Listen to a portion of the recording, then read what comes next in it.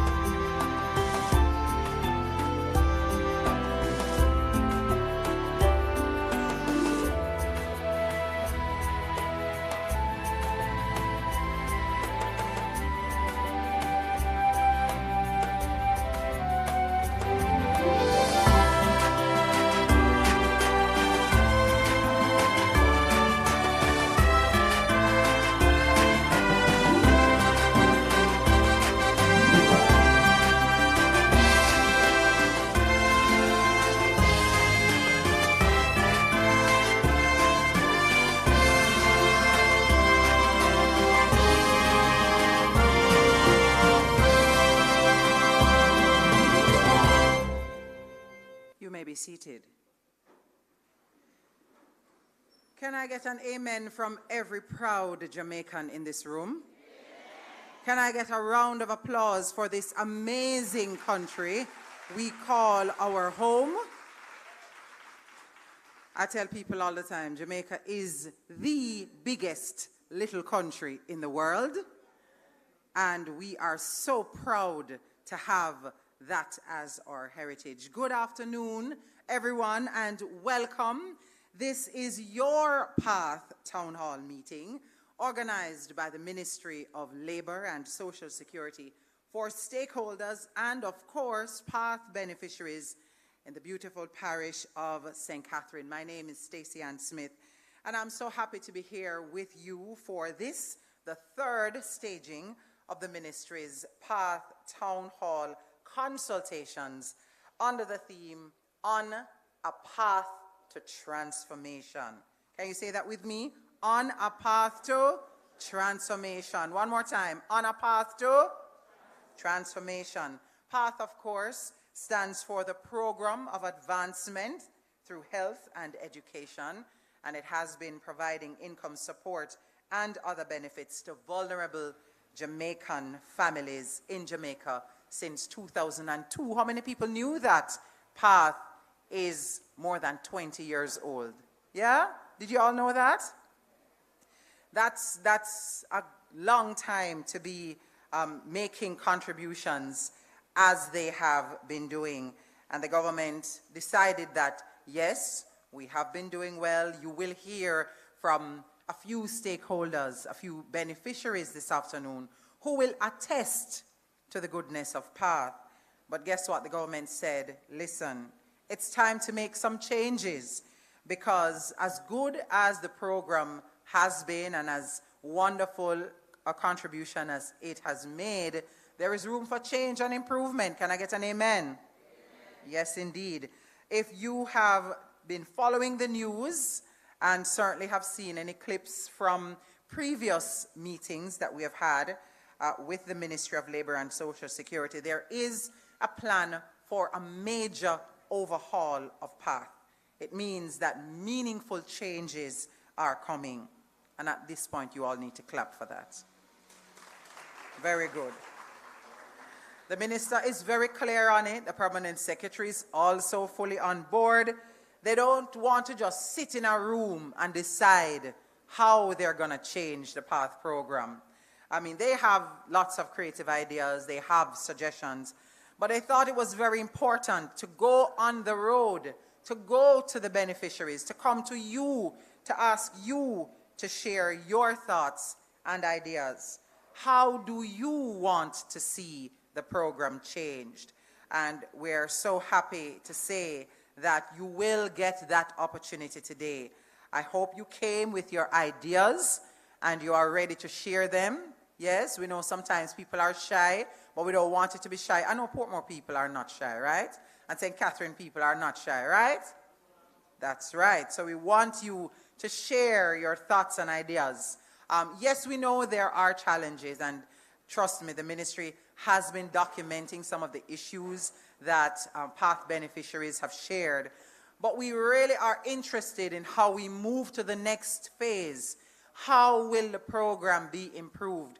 We got some really good ideas and suggestions, right, Minister, over the last 2 meetings. The first one being at Brownstown in St. Anne and the second in Clarendon. And now we're here in St. Catherine and we want to hear from you. Before I go any further, let me acknowledge the august presence of the Minister of Labor and Social Security, the Honorable Pernell Charles Jr. Let me also acknowledge the Permanent Secretary in the Ministry of Labor and Social Security, Mrs. Colette Roberts-Risden, the Chief Technical Director in the Ministry, Mrs. Audrey Dare-Williams, the Director of Social Security, Ms. Suzette Morris. We also have the PATH Project Director, Mrs. Elsa Marks-Willis, and we also have with us an instructor from the Hart College of Construction Services, our host for this afternoon, Mr. Desmond McClarty. Let me also acknowledge the presence of members of Parliament for Southeast St. Catherine. We have MP Robert Miller. Wave at them, just in case they didn't know who you are. Excellent. You can clap him, you know. Thank you very much. And we also want to keep the applause going for MP Fitz-Jackson from St. Catherine Southern.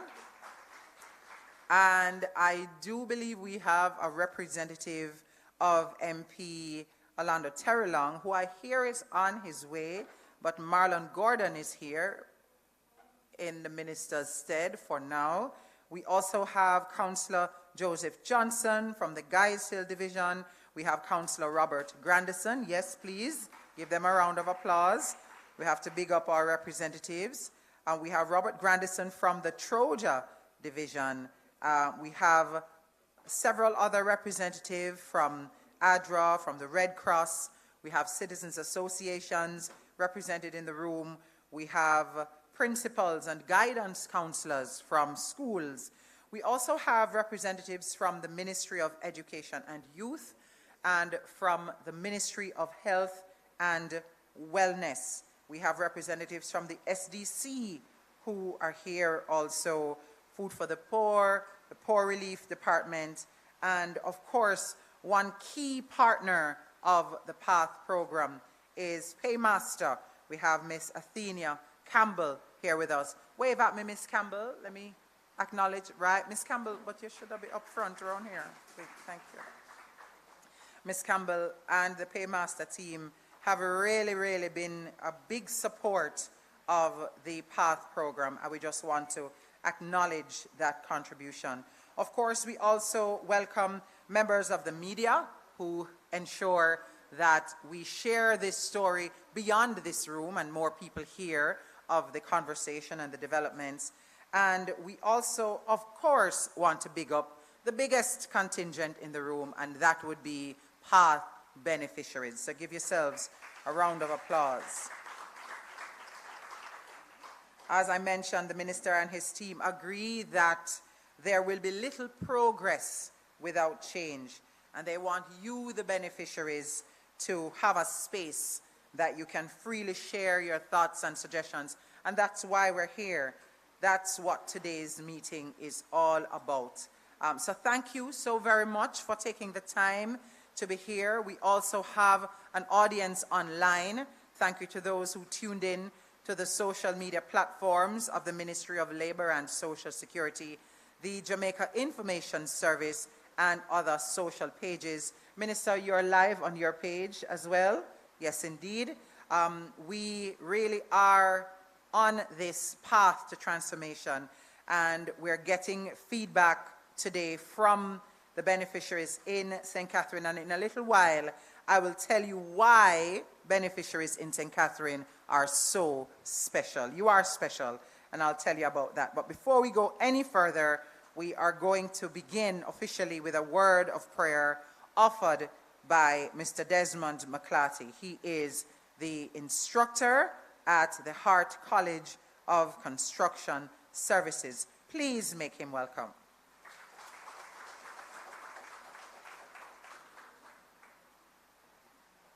Thank you. Good evening, everyone.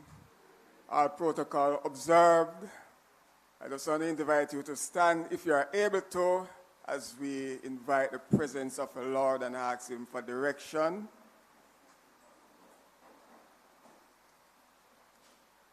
Heavenly Father, we thank you for this moment. You knew beforehand that this town hall meeting would be here today, Lord. Lord, we ask you, God, that you will just come and tabernacle with us, oh God. Lord, we put the PATH program before you this afternoon, and we say, Lord, God, we ask you to guide, oh God, those who are involved in the Ministry of Labor and Social Security, oh God, that would provide the opportunity, oh God, for this way, Lord God, that persons who are most vulnerable in our society, oh God, are helped, oh God, through this PATH program. Lord, a PATH program that will lay the path for persons, oh God, in our society who have need, oh God, the help. Oh God, we pray, mighty God, and we ask the Lord God to intervene in a mighty way. We pray for the ministry, oh God, and the minister and the supporting team. Lord, that mighty God, that you will help them, strengthen them, give them the tenacity, oh God, that even in trying times, oh God, that they carry out their duty as we listen and, Lord God, the different ideas and thoughts to make this program even strengthen and be better.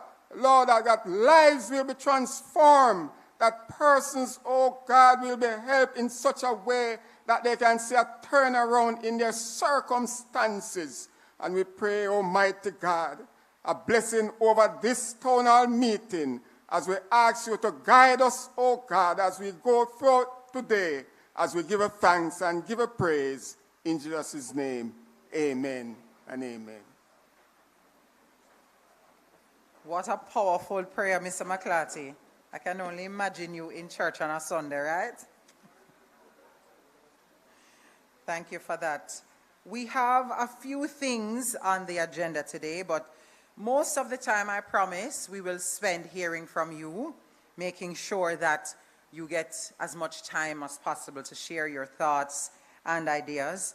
But we're going to go now to a quick look at what the PATH program is all about. Please turn your attention to the screen. The government of Jamaica, your government, is committed to guaranteeing social protection for our most vulnerable citizens. Through PATH, the Program of Advancement through Health and Education, we provide critical social assistance to needy households, especially those with children, pregnant and breastfeeding women, persons with disabilities, and elderly dependents. Beneficiaries of the PATH program receive bi-monthly cash grants, back-to-school and tuition grants, and examination fee assistance. Participants are included in the Steps to Work program, the Ministry of Education's school feeding program, among others. We invite you to apply for the assistance your family needs. Visit your parish office and apply today. Remember to bring your children's birth certificate, TRN, and a government-issued ID. Your Ministry of Labor and Social Security partners with the Ministry of Education and Youth and Health and Wellness to provide several programs for our PATH beneficiaries. We want to help. We care. Apply today. For more information on PATH, visit our website at www.mlss.gov.jm or call us at 876-922-8007 or visit any of the Ministry of Labour and Social Security parish offices island-wide. PATH, serving you since 2002. The government of Jamaica. Thank you so much for that. In addition to the website, there is a full contingent, right, PS, of team members from PATH and from the ministry who are here. So PATH came to you today. So if you need information, I saw many persons stop by the booth here to check on it could also be your application. And that's one of the things I would ask now. If you have a specific query about your own application, the booth space here is where you should go to query that, right? And then we use the open forum to give suggestions and to talk generally about your concerns about the program. As it said there in the video, PATH was first introduced in 2002, and I mentioned earlier that St. Catherine is special. There are about 350,000 beneficiaries under the program, and guess what? The parish of St. Catherine has the highest number of registered beneficiaries, totaling just over 43,000. So of that 350,000 across Jamaica, St. Catherine makes up most of those beneficiaries. So the fact that we are here today in St. Catherine is not by chance. The ministry has, in fact, started to take steps to transform the program. So we're talking about things like the monitoring system, the selection criteria, evaluation process, and the appeals process, but there is an acknowledgement that there is more work to be done. And so I want to turn over now to a very strong professional who leads the team of civil servants at the Ministry of Labor and Social Security, who was also one of the original designers of PATH, if you can believe she's that old. Please welcome the Permanent Secretary in the Ministry of Labor and Social Security, Mrs. Colette Roberts-Risden.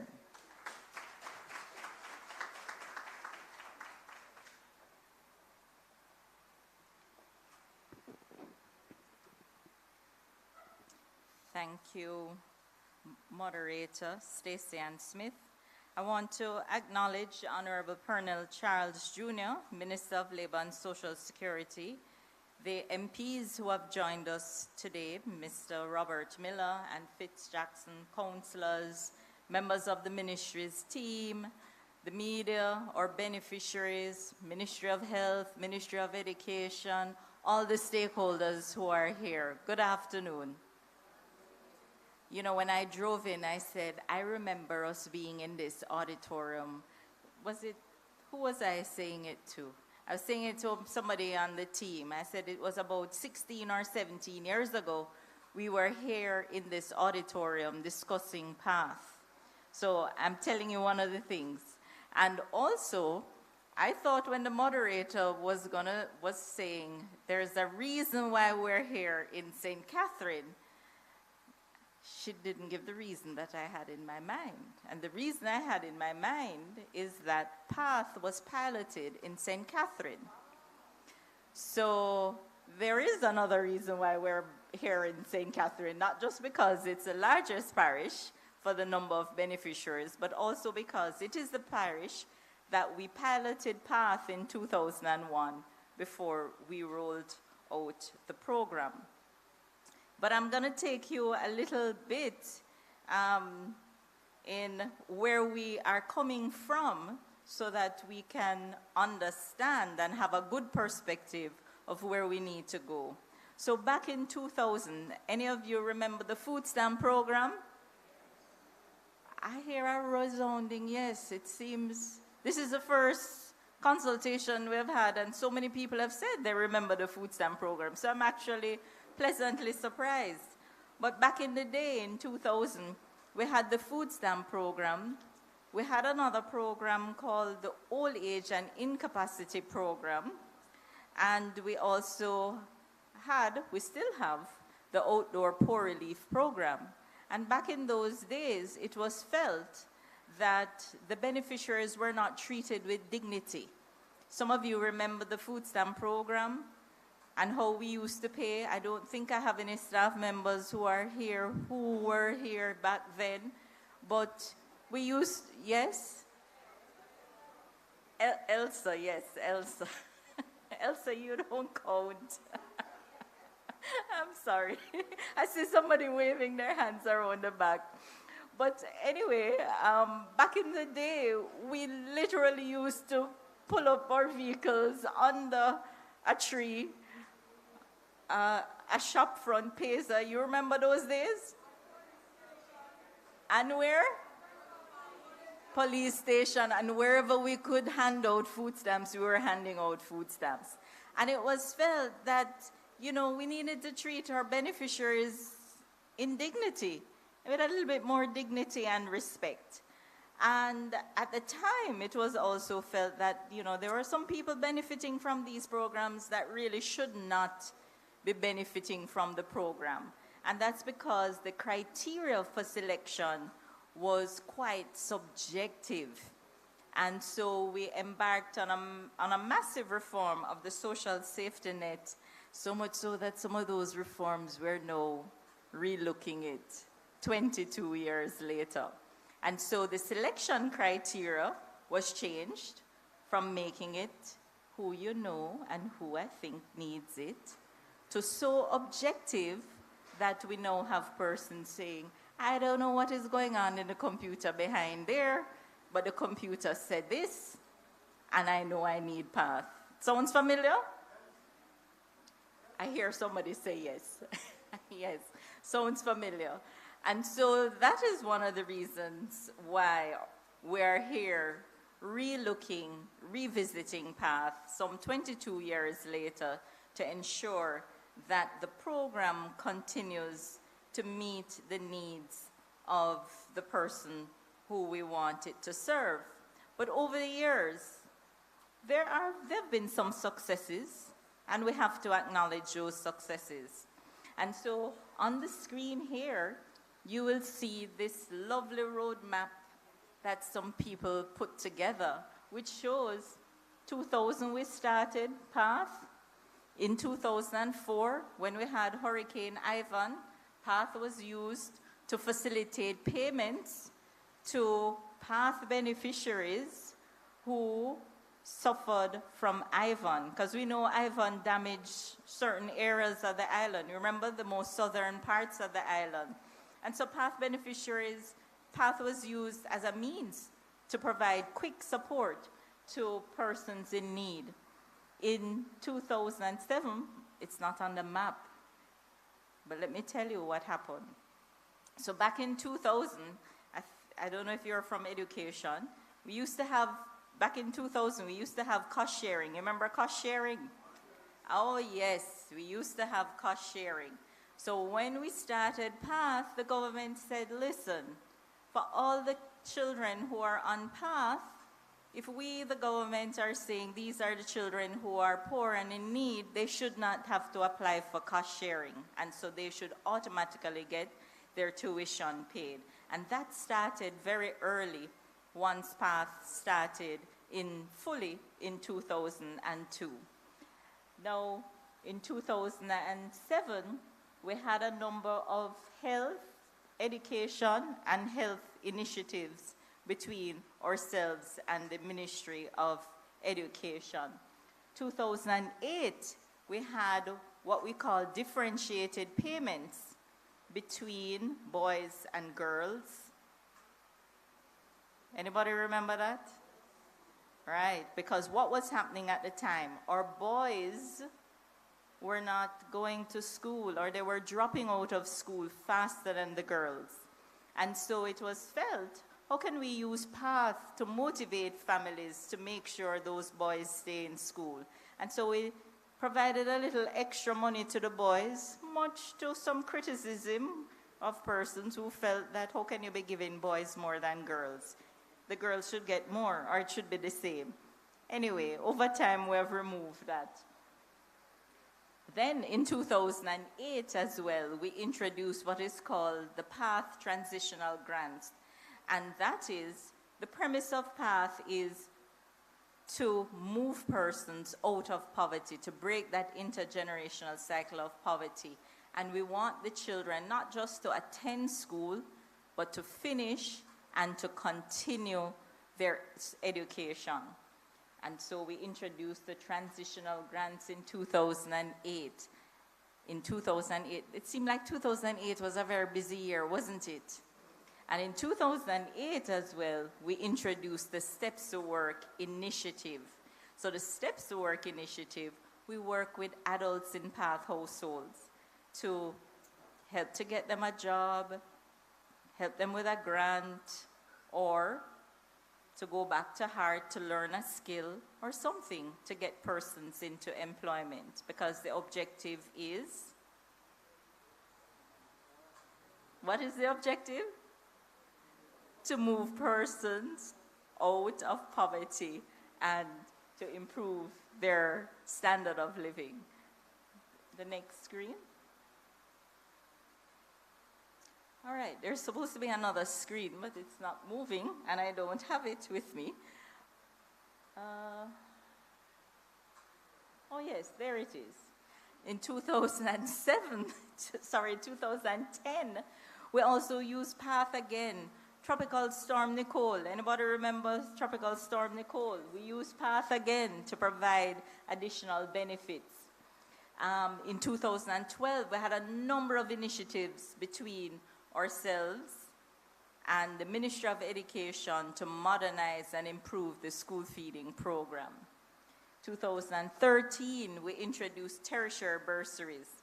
Tertiary bursaries is where students who were once on PATH can apply if they've gotten into a tertiary institution where they can apply for a bursary and get up to $100,000 each year for a maximum of 4 years.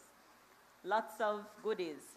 In 2013, we also did something special with persons with disabilities. We had a parenting pilot, because at the time, person says we need to do parenting education with our beneficiaries. We did a pilot, to be honest, was not as successful, and we didn't continue with it. But we have learned over the years, right? And we're always adding and seeing how we can improve the program to make it more relevant.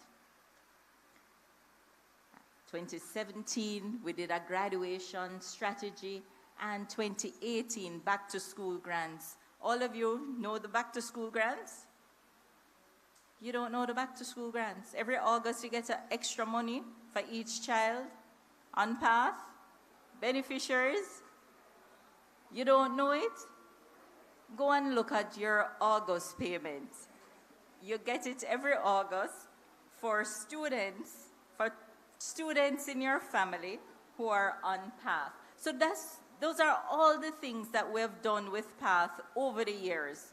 So as Minister will tell you when he comes, after 22 years, based on the mandate given by the Prime Minister, we are now revisiting PATH. So we have done a lot of things. What else can we do? What should we be doing? What are some of the things we need to change, we need to improve? Because we know that as time goes by, we have to ensure that the program continues to be relevant and meet the needs of the people. So it's good to be here in St. Catherine, not just because it's the largest parish and because it's the pilot parish, but it's the parish next to my parish. It's the parish of my birth, but I never lived there.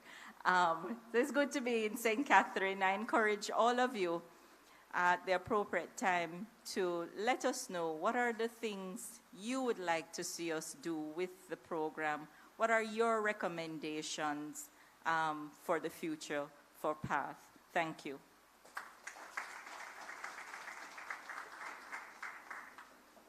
Thank you so much, PS. Another round of applause for the Permanent Secretary and the team at the Ministry who continue to work to ensure. It's good? All right. Thank you so much. So, ladies and gentlemen, as the PS was just reminding us, the path that PATH has taken has been long, and there have been many success stories. I am actually one of the success stories of social programs. I'm a little old for PATH, but I do recall food stamps, and my family was on food stamps. I just saw Donna when I came in. We chatted a little bit, who lived next door to where I'm from in Marvally. And I am a testament to the fact that it is possible for you to start somewhere, get some support, and move from where you start to where you want to be. Can I get an amen? So these programs work. Don't take it lightly. It is not a simple thing. It's very important for progress and for the development of a country. And while you hear the PS talking about it and you see the track that Path has been on, almost 130,000 families across Jamaica today. Those 350,000 beneficiaries represent 130,000 families who continue to benefit from Path. But don't take my word for it alone. Our next speakers also know firsthand of the value of the program. Ladies and gentlemen, please welcome Path beneficiary and resident of Portmore Pines right here.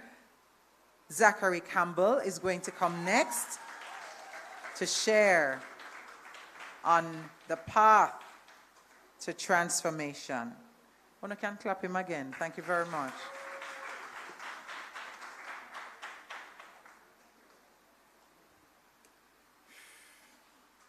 Good day, everybody. I must express gratitude first and foremost to God the Creator. Without Him, none of this would be possible. I also want to thank the clients for coming out, thank the minister as well, the permanent secretary. When I first heard that I had to do a speech, I wrote about 80 different speeches, and I'm not one for speeches or, so I had to do different, because I was very anxious. I really wanted to do well, but I think that ultimately I decided upon just speaking from the heart, to be as, So, PAF has always been a part of my journey, I was first enrolled in PAF in 2009 by my mother and my father. And, my earliest memories of PAF dates back to high school when we used to get, box lunches and stuff like that. And it eventually evolved into PAF giving us more liberties to decide, giving us lunch ticket to decide upon what we wanted to buy. So we were not restricted to just lunches anymore. All right. So the significance of PAF for me at that time was that when I just started high school, I lost my mother to cancer. And so at the time, my father had 3 of us, and he was the only person taking care of us. And so, that can be a big burden, having 3 boys. And at the time, we were living in Trenchtown.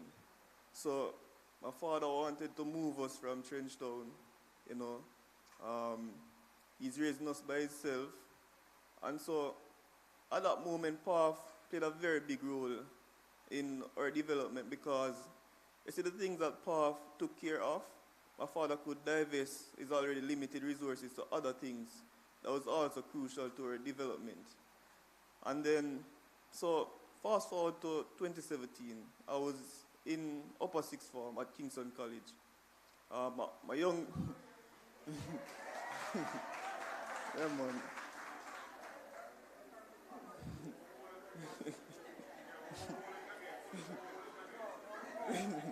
Thank you. And 3 of us were at KC at the same time, right? And so I represented Kingston College in School Challenge Quiz for my first year in sixth form and my second year in sixth form. And so around 2017 now, I was in uncharted territory, because at that instance in time, I was the only person in my household who ever planned on going to college. Because when my father was growing up, he never had certain opportunities that he gave me, because he sacrificed everything he had. Even my mother sacrificed everything that she had up to her death for us. And so there was a lot of uncertainty at that time because I was trying to figure out what I would want to spend the rest of my life doing, which is a very cruel question any youngster can ask themselves because, throughout life you're still discovering what you might like and what and to be fair, for the most part, even if you grow up with a predisposition to a particular profession, once you embark on that journey towards a profession, you may find that this is not the profession for you. So that was a very cruel thing to have on myself. And also I was worried about how I would be able to finish my schooling, how I would be able to fund university. And as Providence would have it, or rather, as God would have it, 2017 was the 15th anniversary for the PATH Scholarship. And that scholarship was very instrumental in my tertiary journey because that was what enabled me to start that level. I would be the first person to tell you that. I would be the first person to tell you that the journey wasn't easy, it wasn't smooth. You had a lot of ups and downs in the journey. And, looking back, all of those things are good for self-discovery because it revealed to me a lot about myself that I never knew before I was going through that moment. So I was enrolled in UWI at first in the electrical engineering program, but because of various other reasons, I wasn't able to complete the program. But with the support system that I got from PATH, I was able to re-enroll at UTech in the same program, and now I'm at final year,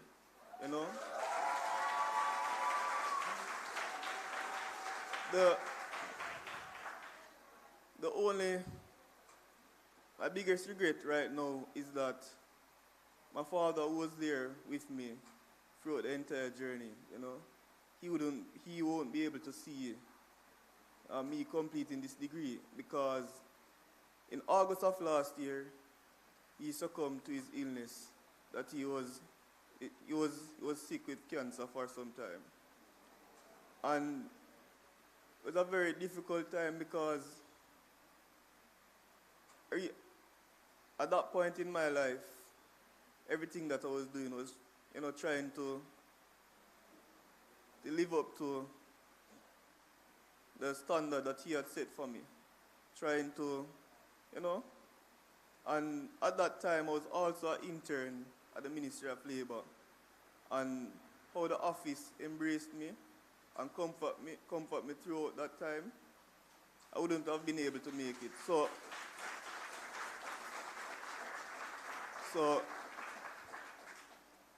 PATH was always, I would say PATH is the theme, is one of the major themes of my scholastic journey. And everything comes full circle because PATH was there for much of my development, and it has made me into the man that I am today.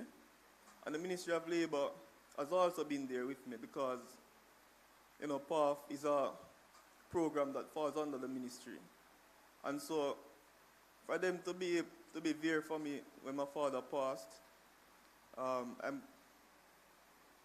be always in debt to the ministry, just for everything that they have done for me, my family, and words can't fully express the gratitude that I'm feeling. I don't want to ramble. I feel like I've been rambling. But I'm grateful for everything. I want to officially thank the ministry, the minister, the permanent secretary, and the manager at the St. Catherine Parish office, Miss Bolt Williams, Mrs. Bolt Williams, who have been there, mentoring me from day one. She has been there every step of the way. And I'm humbled to be given the honor to speak at such an event. And I'll always be willing to do anything I can to assist with any program that the ministry may have in the future. Thank you for your time.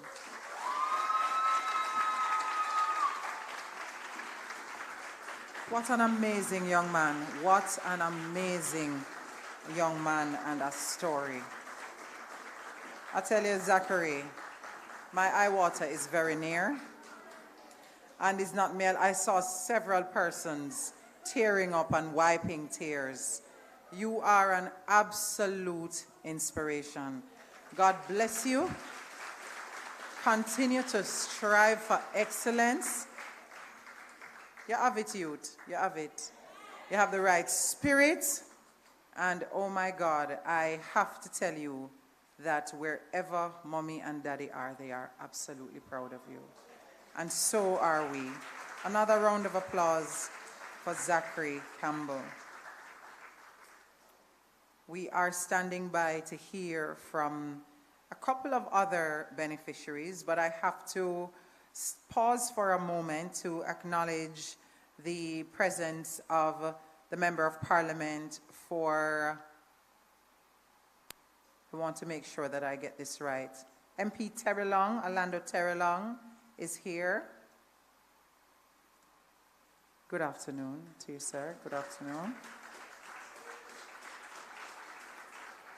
We also have Councillor Denise Murphy Bramwell, I hope I'm reading this correctly, from the Bogwalk Division.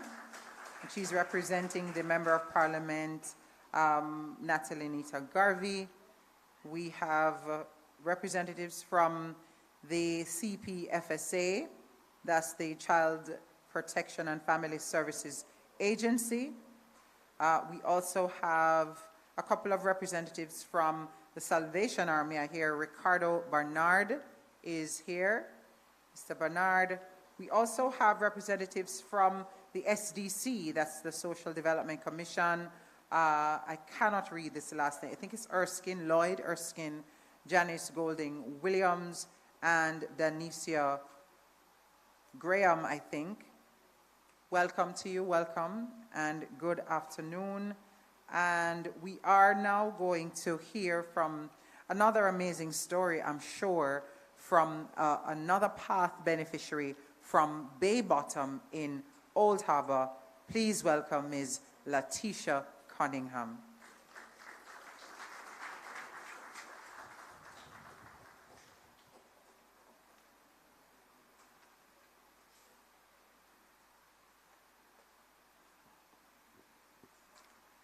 All protocols observed. Ladies and gentlemen, good afternoon. Today I stand before you to highlight the remarkable impact of the Program of Advancement through Health and Education, PATH, on Jamaican families. PATH, led by the Ministry of Labor and Social Security, has been a lifeline for countless vulnerable individuals, providing crucial support across our nation. One of PATH's most significant contributions is its role in education. Through financial aid, families can afford the cost associated with their children's schooling. I am hereby honored to share stories of young individuals whose lives have been uplifted by PATH. My own sons have benefited greatly with PATH, assisting them in covering fees for exams such as the Caribbean Education Certificate, CSEC, enabling them to pursue further education. Today, one is the head boy at the St. Catherine High School, while the other is on his journey to becoming a doctor. He attends Jamaica College. PATH impact isn't limited to academics. By monthly payments, support families with initial needs, including bills and grocery, ensuring a decent standard of living. My son Lamar currently is in grade 11 at Old Harbour High School, is a PATH beneficiary. With the program support, he aims to achieve his goals following his brother's footsteps. PATH is a household name in every nook and cranny of Jamaica. Everybody wants to be a part. I can tell you that I am very appreciative of the additional funding assistance that is received during August of every year, as this greatly assists me with back-to-school expenses. Special thanks to PART. In partnership, Fortress Energy Partners and Food for the Poor for the lovely grocery packages and sanitary supplies that was received last Christmas. I must assure you that so many other families are grateful for this assistance on a yearly basis, especially at this time of the year. These provisions further alleviate the burdens faced by many families during these challenging times. In conclusion, the benefits of PATH are immeasurable. I stand here this afternoon with confidence to tell you, my audience, that PATH empower individuals to break the cycle of poverty, pursue dreams, and strive. Let us continue to support and invest in PATH, ensuring every Jamaican has the opportunity to succeed. Thank you.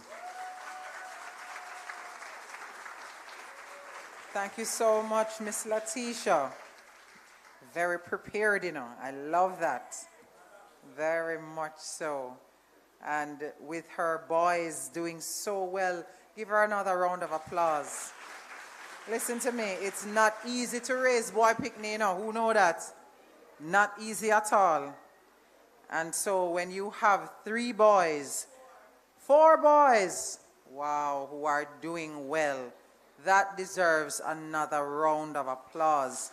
Big up yourself. And I want you to keep the applause going for our next PATH beneficiary who is coming to the microphone to share her own story, Ms. Makeda Bailey.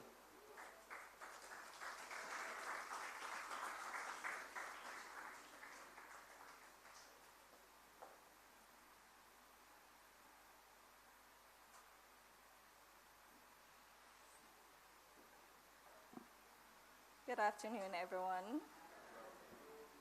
I feel so unprepared. I didn't get the time to prepare a speech. So my name is Makeda Bailey. I'm from the community of Warsaw Trelawney, so I'm a country girl. Right, so my path journey started from primary school when my entire family benefited from, the path monthly fees that would help us with groceries and all of those things. I also benefited from PATH when I went to high school through the lunch programs and all of those things, as well as the monthly fees just the same. I remember finishing high school. I went to the Alberton High School, and then I went to St. Andrew High School for girls for 6th form. And upon completing 6th form, I wanted to study medicine. We know that it is very expensive to study medicine, right? And we know that there is student loan is there and whatever, but you don't really want to finish your educational journey and be in a lot of debt.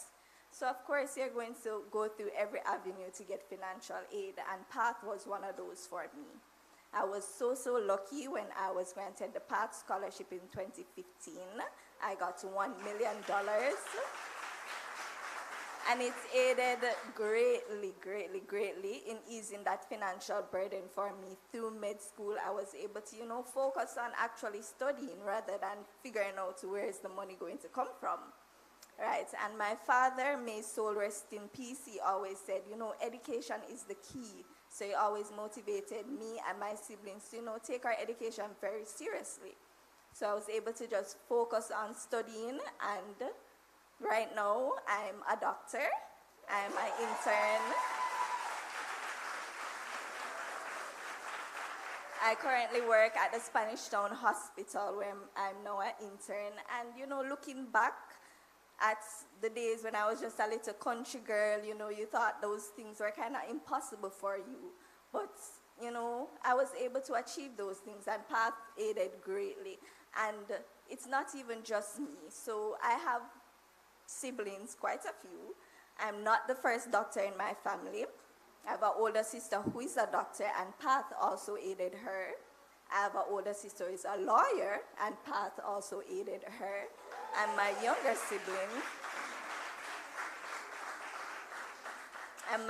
sibling, Ashley Bailey, she's now a pharmacist. PATH aided her. So it's an entire family that, you know, it helped us to elevate ourselves financially and make our parents proud. And for that, I am very, very, very grateful to the PATH program. And, you know, I'm just hoping that another little girl like me or a little boy like me from the country areas who is probably feeling like, you know, those goals are too big for me. I can't be a doctor, I can't be a lawyer. That they can look at me and see that through things like PATH, you're able to achieve those things. It's not impossible for you at all. Thank you.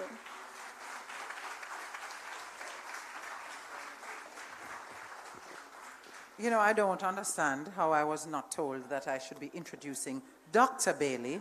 Thank you very much. Give her another round of applause. What an inspiring story. I don't know, I just feel so wonderful hearing all of these amazing stories of journeys that have taken young people from one place to the next. Earlier, you were not here, MP Terry Long, when I was sharing my own story of being not a country girl, but a ghetto girl who benefited from food stamps at the time, which was social support, and I've been able to move from where I started to much further along the continuum. So, I mean, all around, we do know and we see and we understand the importance of programs like PATH.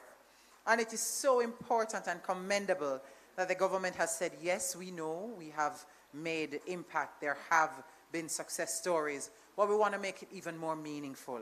And so that's what this conversation is about this afternoon. Before I introduce you to the man that has been given the job to lead the transformation, let me just acknowledge the presence of Councillor Anthony Wint from the Brayton Division. Wave at me, sir, if you're around. Indeed, he's back there. And also Councillor Courtney Edwards of the Independent City Division. Thank you so very much for being here with us. Well, let me turn over now to a gentleman who has a lot of work to do, but I believe he is up to the task. Please welcome the Minister of Labour and Social Security, the Honourable Pernell Charles Jr. Thank you, Stacey Ann. This has really been a very, very special town hall. I must tell you, I think we're getting better at it. We are. Let me acknowledge, of course, the wonderful team that I have here, my permanent secretary, and all of our senior team members, the members of parliament who are here, Minister Terry Long, who, special acknowledgements, Minister. I know that you had short notice and other activities, and it's good to know, no complaint, you're here. I appreciate that. I wanted to appreciate that. Other members of parliament who are here, Sir Fitz Jackson, and Big Rob. Big Rob, you can stop calling me now. I must tell you, you are one of those members of parliament who are insistent. You call me all the time about PATH and farm work. We are here for the town hall, and you soon get your farm work card.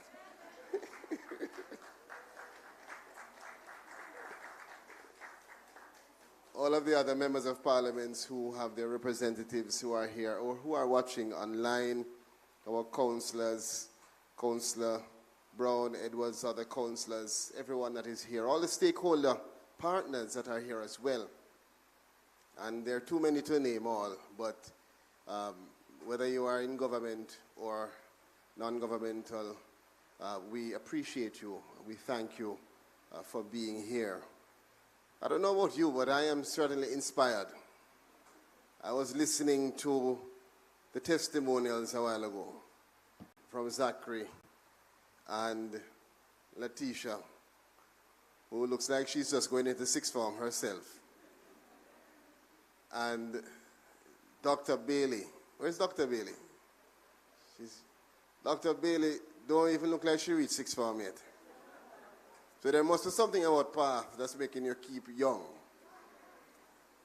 But I listened to the testimonials, and if I needed any reminder of how important this process is, or any reminder of the success that the PATH team and all who have contributed to PATH have already achieved, then these three testimonials have certainly affirmed for me.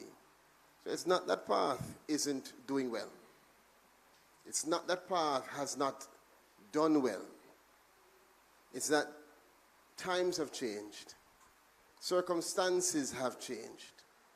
We are evolving. And as leaders, as a government, as a people, our responsibility is to ensure that we are constantly and consistently improving. If at any moment we feel that we have arrived and that there is nobody that can talk to us and nothing that we need to examine, then we have a problem. Jamaica should always be challenging itself to improve year after year. And so I want to, before I do anything else, acknowledge and thank our Prime Minister, the Most Honorable Andrew Holness, for giving me the blessing of this responsibility, one that I don't take lightly, and also for leading the charge and the call for this overhaul of this important program. We're on the path to transformation, our third town hall, and you've heard of the importance of St. Catherine in terms of the numbers. Let me tell you, as we engage, the goal is for us to listen to you, to hear from you, to learn from you, and also to provide information to you.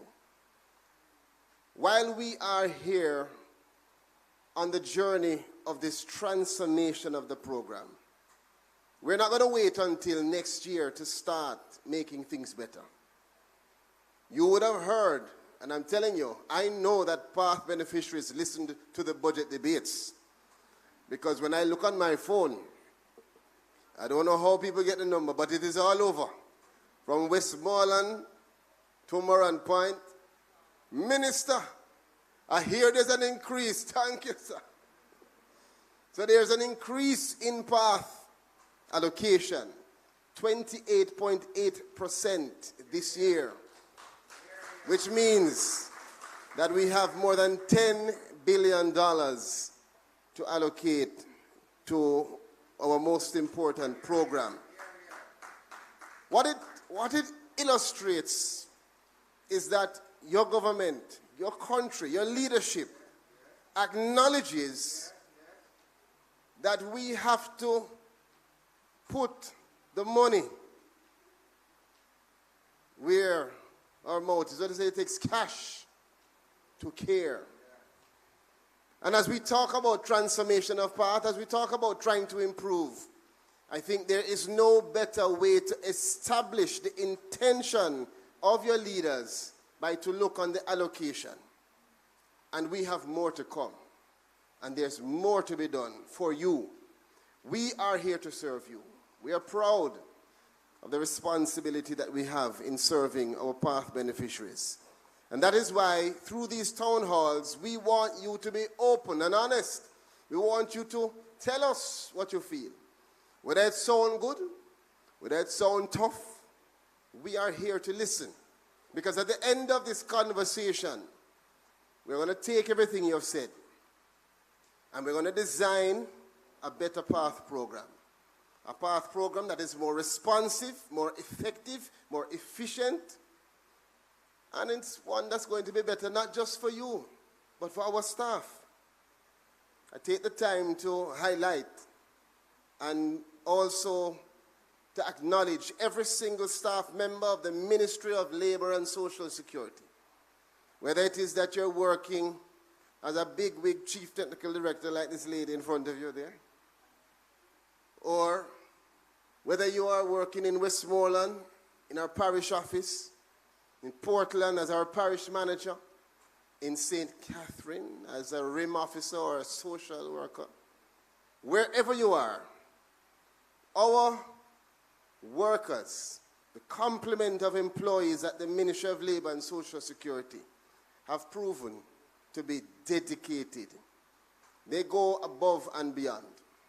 And it is them who we went to first. Myself and Minister Dunn took the time in our first quarter to make sure that we were speaking to our staff members.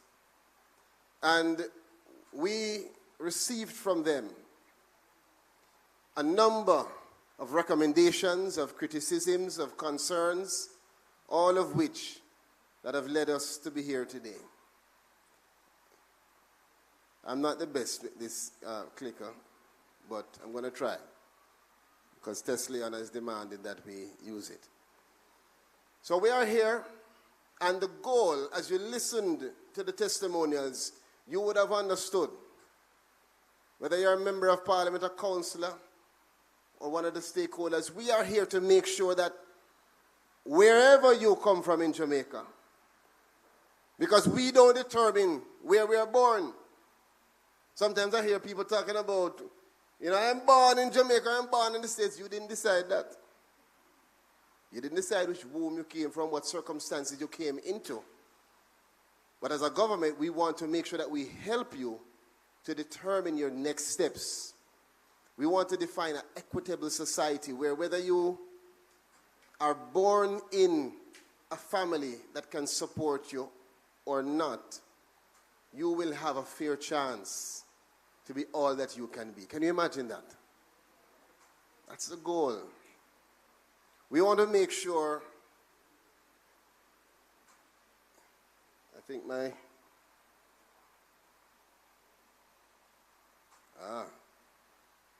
it was off. It now has a green light, Fitz.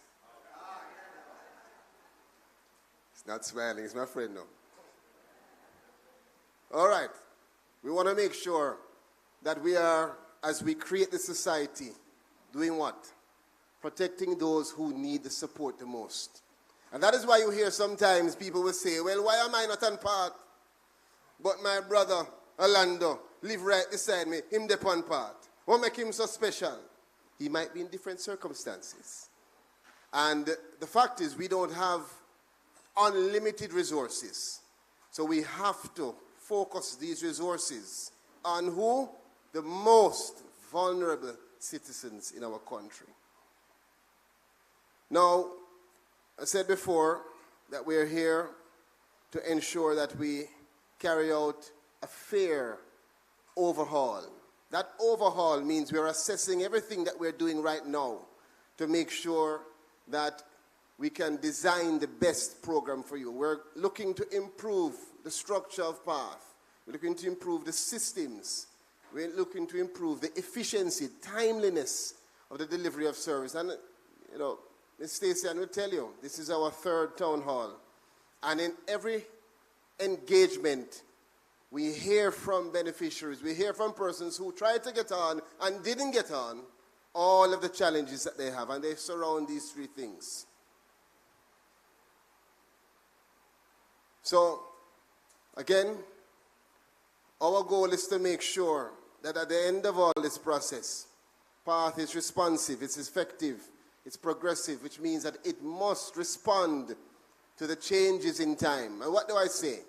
In 2002, that would have been what, 22 years ago, right? When I was about 4. What are you laughing about? You should just agree. That's not an agree. At that time, I don't think we had the same kind of situation in Jamaica. I mean, certainly if you asked at that time who had a cell phone and what cell phone, it might not have been everybody who had a cell phone. But right now, everybody in here have a phone at some point. Circumstances in your own home were different. Things that were normal then are not normal now, and normal now are not normal then. So what it means is that we have to change with the time, up to the time.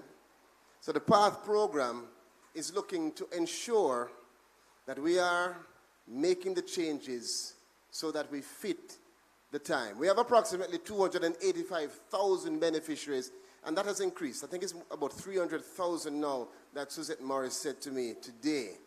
And over 100,000 families benefiting from PATH. 65% of those are children, the larger portion, 27% are elderly, and we have 8% pregnant and lactating women, indigent adults, persons with disabilities. And of course, remember, the most vulnerable, meaning those who need the help the most. So obviously it would be our children, our elderly, and persons who need that support. We did a study in 2021 that established the importance and the effect of the PATH program. It established, when we looked on it, that beneficiaries of the PATH program have better economic well-being than those who are in their household that did not receive PATH benefit. So if you receive PATH, you're better off than where you were when you didn't have it. And today, we could never get a better example than the 3 testimonials that we had here. Migratory individuals have a higher educational attainment than the head of their original household, which means, as Stacey Ann will tell you, as a beneficiary of the programs, you're better off than your parents. Intergenerational cycle of poverty is broken. And that's the goal when we talk about creating an equitable society. We are creating, Mr. Courtney Edwards, a society where parents will be proud in saying, my children are better off than me. And that is why you're on a path and not in a room. Amen? Because you're supposed to have a start and you're supposed to have a finish. You're supposed to be going somewhere along that path. And of course, the education level of those who have benefited from the program has seen to improve. And these are all things that we had scientific analysis and assessment to show that the program is working. And it's important to do that. Because you could go along and say, boy, it's working, but you have to establish it to ensure that the allocation that you make is making sense, so you can call for more. Now, as we transform PATH, there are a number of things that we're going to be doing. We will, of course, firstly, as we have done in phase 1, speak to our staff members, speak to our clients directly. In phase 2, which we are in now, we have these town halls and other engagements where we will be able to hear from you, you'll be able to hear from us. And after that, the goal is now to make sure that we can set up 2 technical working groups, which have been designed already, that will focus on taking all of the information, your recommendations, and looking on them from 1, a perspective of the technical design of PATH, and 2, looking on the rules of the program. And when we say technical design, what I mean is when you go and sit down at a parish office, and you sit down in front of an officer, there is a system where your information is taken, Pastor, and that information is put into a computer, and then it pops out an answer, whether you are eligible or not. Is that system adequate for 2024?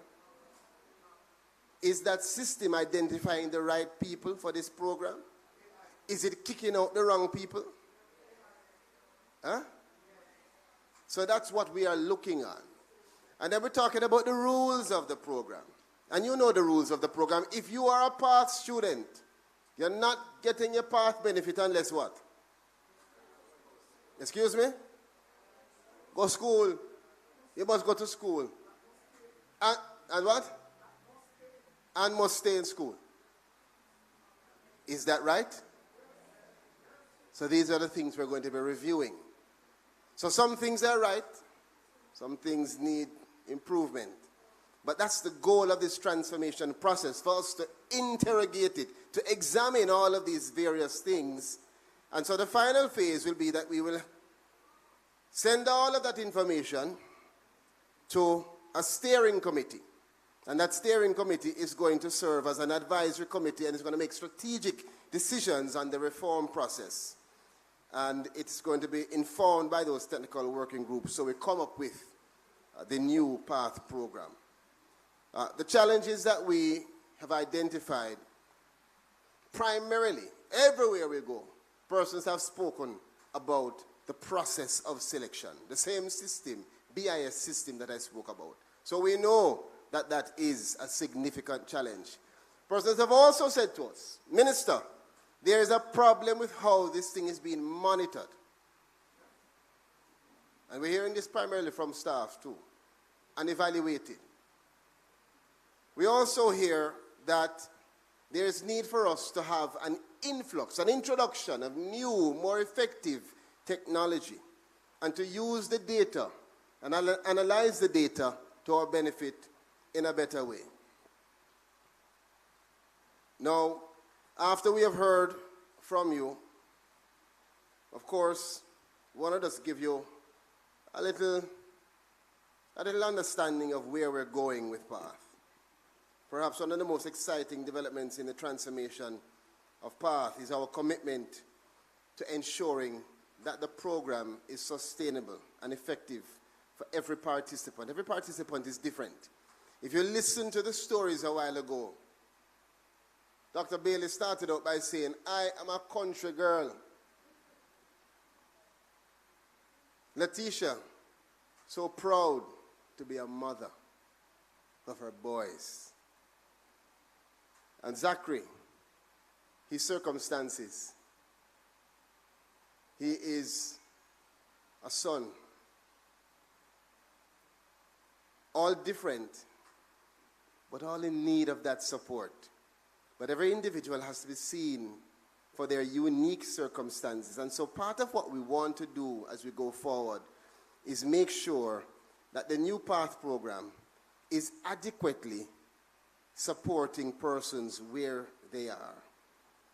And so the strategic approach that we are taking to make PATH sustainable and effective is going to see us, or aim rather, to truly equip each beneficiary with the tools that they need.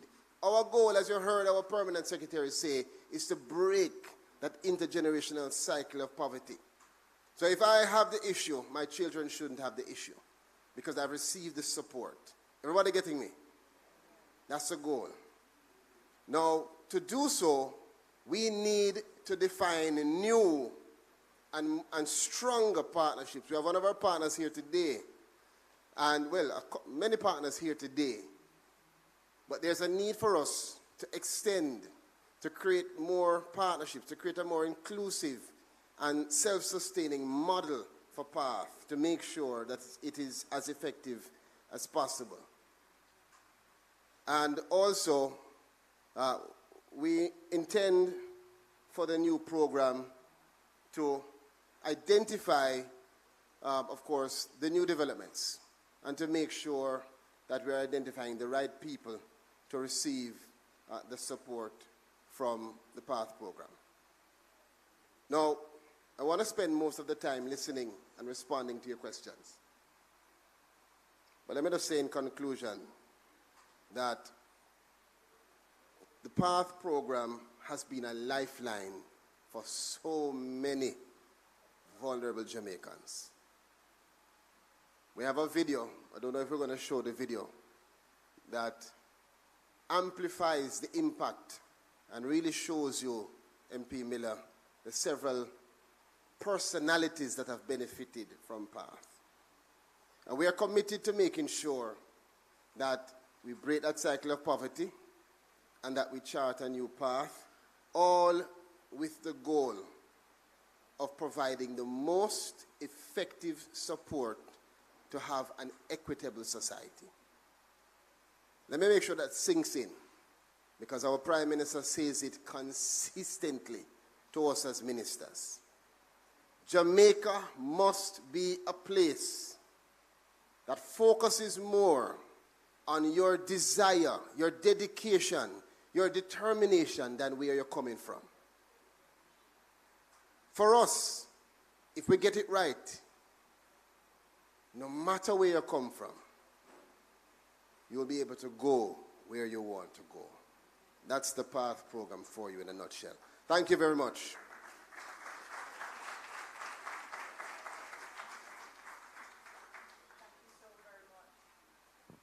Thank you for that, Minister. Really, really appreciate those comments.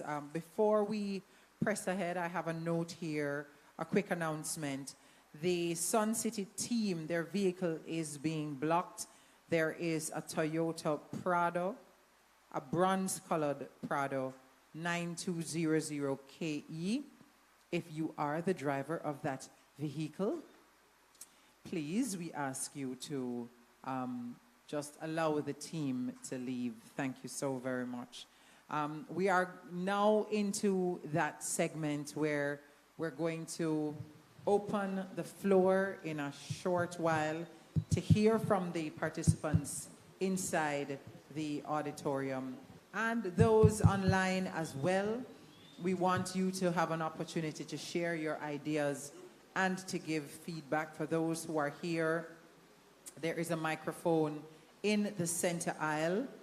We want you to walk up to that microphone and to identify yourself once you are acknowledged, and you can go ahead and give your comment, ask a question if you have it. As I'd said before, ladies and gentlemen, if you do have any specific queries, I'll let you know once it's time for you to come, my darling. Thank you.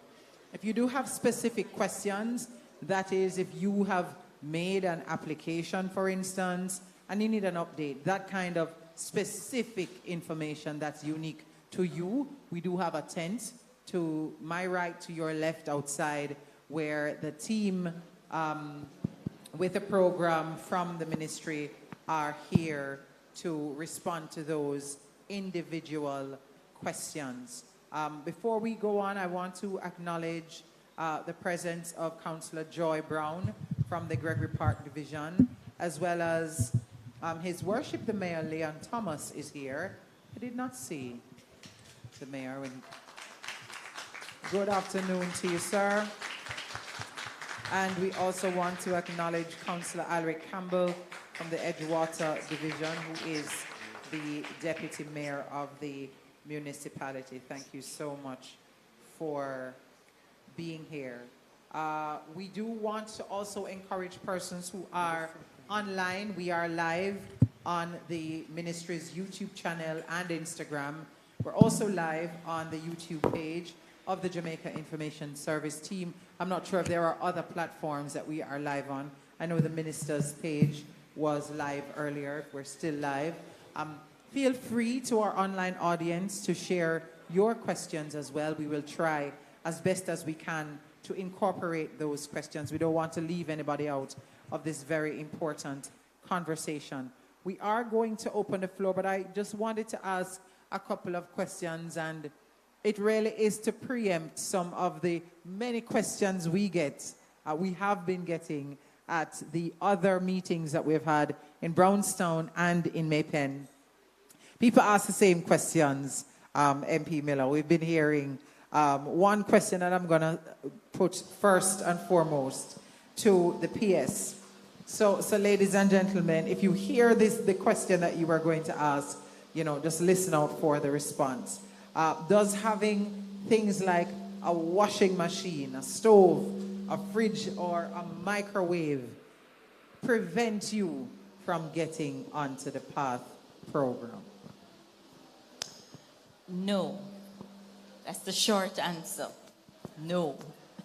So there's no one factor that prevents you from qualifying for PATH. So when you go to the PATH office, the ministry's office, and you apply, there are a number of questions that are asked. One question, not just who you are, but who is in your household, right? And the person asking you the question says, do you have anybody living in your household? And you're expected to tell us everybody who is living in your household, right? You're asked a number of questions about your housing condition, the educational level of the persons in the household. Questions, and yes, there are questions such as whether you have a washing machine, a stove, and so forth, but no one answer or no one question prevents you from qualifying for PATH. What it is, all of that information that you have provided is almost like you put it in a pot and you, there's an algorithm, and don't ask me to explain the algorithm, but there is an algorithm running in the background with the computer system that says, based on the information you have submitted, it is highly likely that this person is in need of PATH, or it is highly likely that this person is not in need of PATH. No, because it's something that is independent of human thought. It's a computer mathematical formula. There are certain nuances that it cannot pick up. And so you're going to have some persons who, based on the information that is submitted, the system may say you qualify or you don't qualify. And there are going to be some persons who are genuinely in need, who the system may say you don't qualify. And that is why we have the appeals process within the parish. And that process, the parish social worker will do a little more in-depth questioning and qualitative assessment. Thank you for that response, Pierce.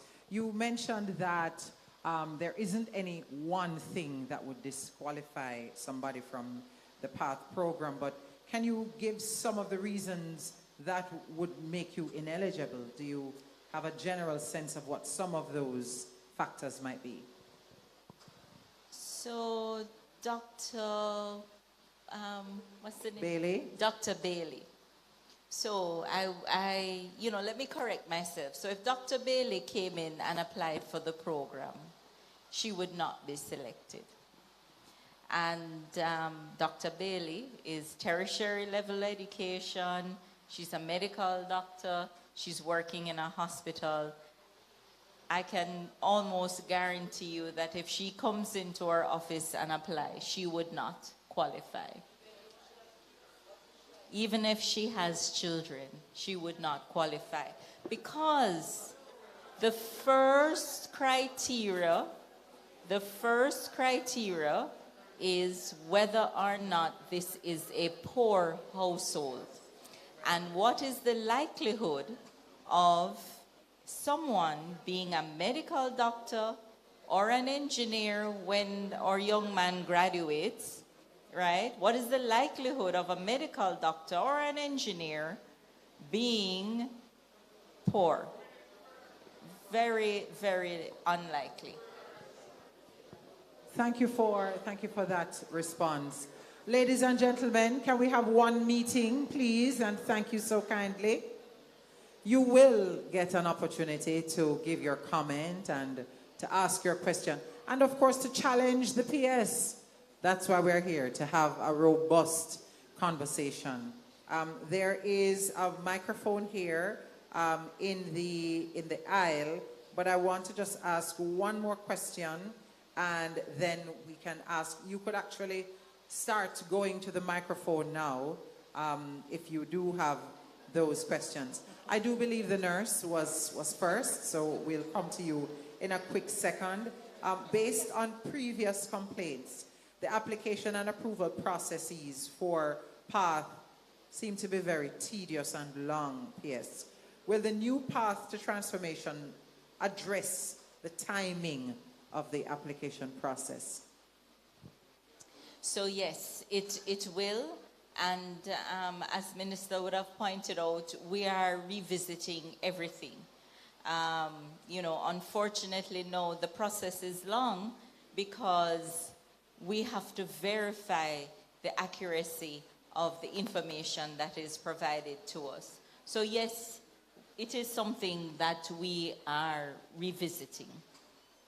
Thank you so much for that. The floor is now open for questions. As I mentioned before, you walk up to the microphone, say your name and the community where you're from or the organization that you represent. And then you go ahead with your question, your comment, or your feedback. Go ahead. You have to speak in the microphone so we can hear. Is it on now? Okay,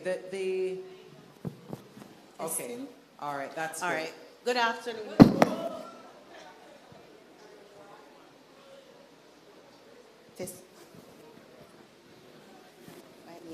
All right, good afternoon, everyone. I'm Denise Williams-Smith, public health nurse. I work at Yuaton Health Center.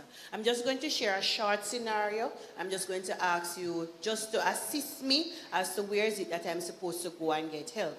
I'm going to be a little bit biased by saying that the focus this evening so far tends to be towards education, hence me being health. All right, I have a scenario is a teenage young lady. She is pregnant, social circumstances. She doesn't have anybody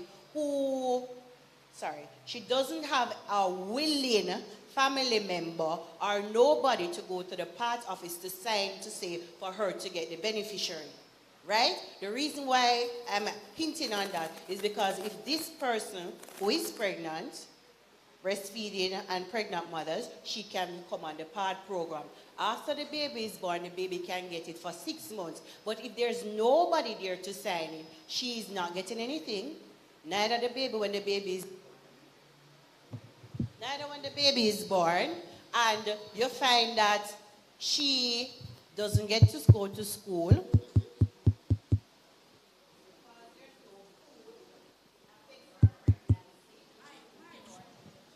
That's it.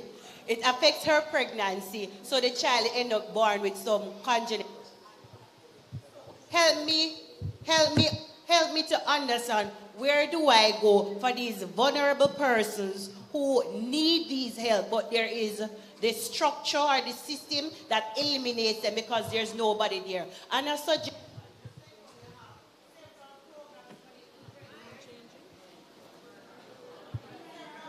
for the different years, I'm suggesting, could you have a program for teenage mothers once they are considered to be vulnerable through the social worker, that they become a part of the PAD program naturally? Thank you so much for the question. Thanks for that, Claude. They're going to address the issue with the microphone. I'm not sure what it is, but they are going to. Oh, he's going to change the microphone. Thank you so very much. But in the meantime, the minister is going to address your question, Ms. Denise. So just quickly, Denise. So exactly what you highlighted, those are the kind of circumstances that we are now evaluating in this overhaul to see whether maybe you, as a public health officer, are sufficient in signing off under those circumstances, or someone else. Pardon? Yeah, well, I'm not saying it is yet. But what I'm saying to you is, those are exactly the things that we are deliberating on now. That's why I'm smiling. You know why? You know, we have some of the most passionate, dedicated nurses and teachers who come to these town halls. And when I hear you, when I listen to you, I know your heart is full. because you want better for every single person that you have to treat with. So let me firstly say on behalf of all of us, thank you for your service. I'm going to ask you to give us your information, because what we've been doing, and I'm not trying to give you, you know what I say, the reward for good work is more work. Well, this is the reward. I'm going to ask you to give me the information so that while we create the technical working groups, we can call on you, maybe to give a short presentation or so to the groups on your experiences. Thank you, Denise. Thank you so much for that.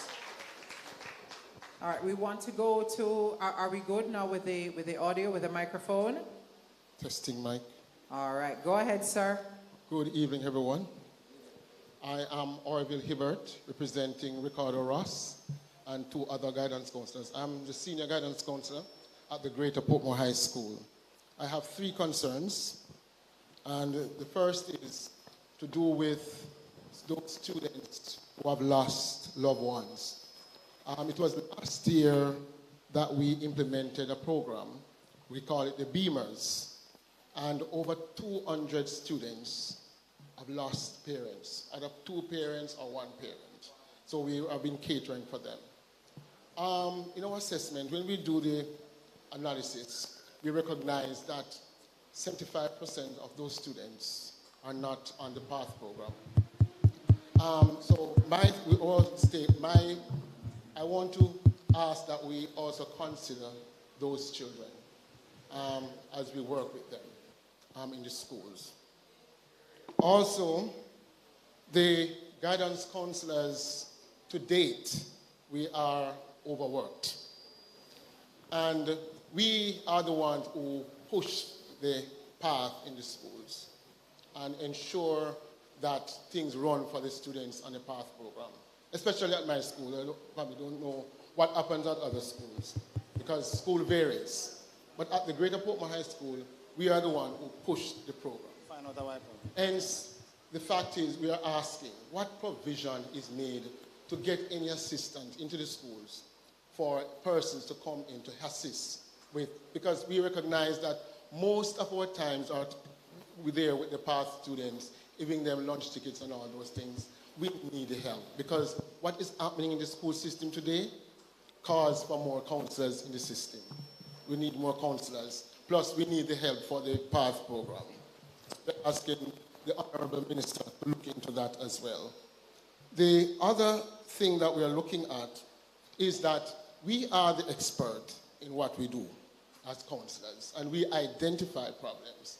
We identify students who are in need. And at times we may send a letter or we may make calls and it goes nowhere. We're asking you, sir, to look into it when we make some submissions or some requests that it be granted to us, at least to have dialogue with us to say, yes, we are considering this parent, this student, because we know the needs, where the needs are. Oftentimes, we have gone into our meager resources to help and assist these students. I want to say thank you for your questions. A lot of what you're saying ought properly to be directed to our colleagues at the Ministry of Education and Youth. But what I've been doing throughout these town halls is taking that information, the queries, the concerns, and when we meet with them, we share it with them. So we will do so based on everything that you have communicated to us a while ago. Why I say that is because in terms of the PATH support for students, the Ministry of Labour and Social Security provides the list. We compile that list and then we hand it over to education, who takes it from there in terms of providing the funding and the other support that you see in the feeding program. And Honourable Minister, I'm coming to that, sir, that list, because that is where also the problem comes with us. Because the list is brought to us for us to populate it with the information, and it's supposed to be given back at a period in time. We do not have the assistance to do that. The teachers are, with the students we are given, we don't even have time for all of that. We are busy trying to put programs in place to help them to manage themselves. The fights, the this, the that, all kind of things happening in the schools today. So you're speaking to the structure. The paperwork. To date, we are saying to you, sir, that we are asking you to make it be that which we can go on the computer, and you can also submit to us a computer for the department where we can able to log on and do the information. It may, with the help of the assistance from the person that you will be trying to get for us to come into the school. Thank you very much, sir. Thank you. I'm going to pass on that request to your members of parliament that are here. Right? Fitz Jackson. But thank you. Thank you. Yes, sir. Good afternoon, everyone. The name is Junior Gale, Councillor Caretaker for Independent City Division. Let me acknowledge all members of Parliament that are here, Councillor Caretakers, and my Mayor, Sir Leon Thomas. All protocols observed, just in case I miss anything. This evening, I speak for our entire division. And Mr. Minister, I must say I admire and listen well the things that you have said today, and I must commend you. As to where the PATH program is concerned, persons in my division has vented their anger and asked me to speak on their behalf. However, the things, based on what you have said earlier, that the program is now evolving into a new era. So some of the things that I will speak on, I'll just throw those in the bin and just watch and see what will happen with the new era. However, there's one thing that there are three things that I couldn't throw in the bin. One is the low life standard that you have to meet in order to be qualified for PATH. The question was asked that if you have fridge, microwave, stove, and all these things, if you will be qualified for PATH. However, what I can tell you for sure, I don't remember the lovely lady's name there. Pardon me, ma'am, for forgetting. Permanent Secretary. Permanent Secretary. But if there's one thing I can tell you for sure is that what you said this evening about having these things, it doesn't stop you from being qualified. It's a lie. Because the persons that come in the field, they do something different from what you say. I'm telling you, and I'm speaking for the people because I'm a man of the people and for the people, and I will always speak for the people. That's who I am. So you need to check that for me because they do different things when they come. They expect you to be using a chimney, a pit toilet, a single bed with 3 pitney. They expect you to cook pan wood fire. You understand? And these are modern days. The other thing that I want to speak on, Mr. Minister, is how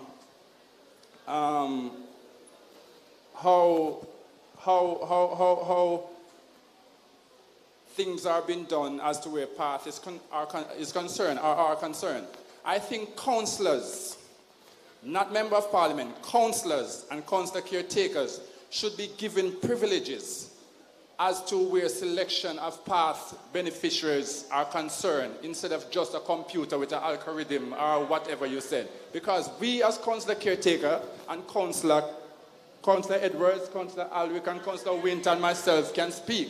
We know the people more than a computer and even more than the MP. So we should be given some privilege to choose or to recommend those persons other than having a computer to do so. I wish that some of these things could change, and I will observe, and based on what you have said, that we are evolving and things will be changed. Thank you very much, Mr. Minister. Thank you. What's your name? Junior Gale, councillor candidate for Independent City Division. Mr. Gale. Councillor caretaker, I must say. I ran in the last election. I have to remind myself not to be lawyer Pernell, but it is difficult for me to hear you say that my permanent secretary has lied. No, I didn't say she's lying. I didn't say she's lying. I said hear me now. She's not aware. I wouldn't say that. Permit me now. Permit me. Because you said what she said is a lie. Yes. But permit me. The question that she was asked. Yes. Because the fact is, I understand what you mean. Yes. We all here understand that what you mean is that what we are saying, and also it going on the field. And also it going on the field. Fine. So but pardon me if you take it wrong, Madam Secretary. I'm sorry. Hear me out though. Yes. The question that was asked Yes.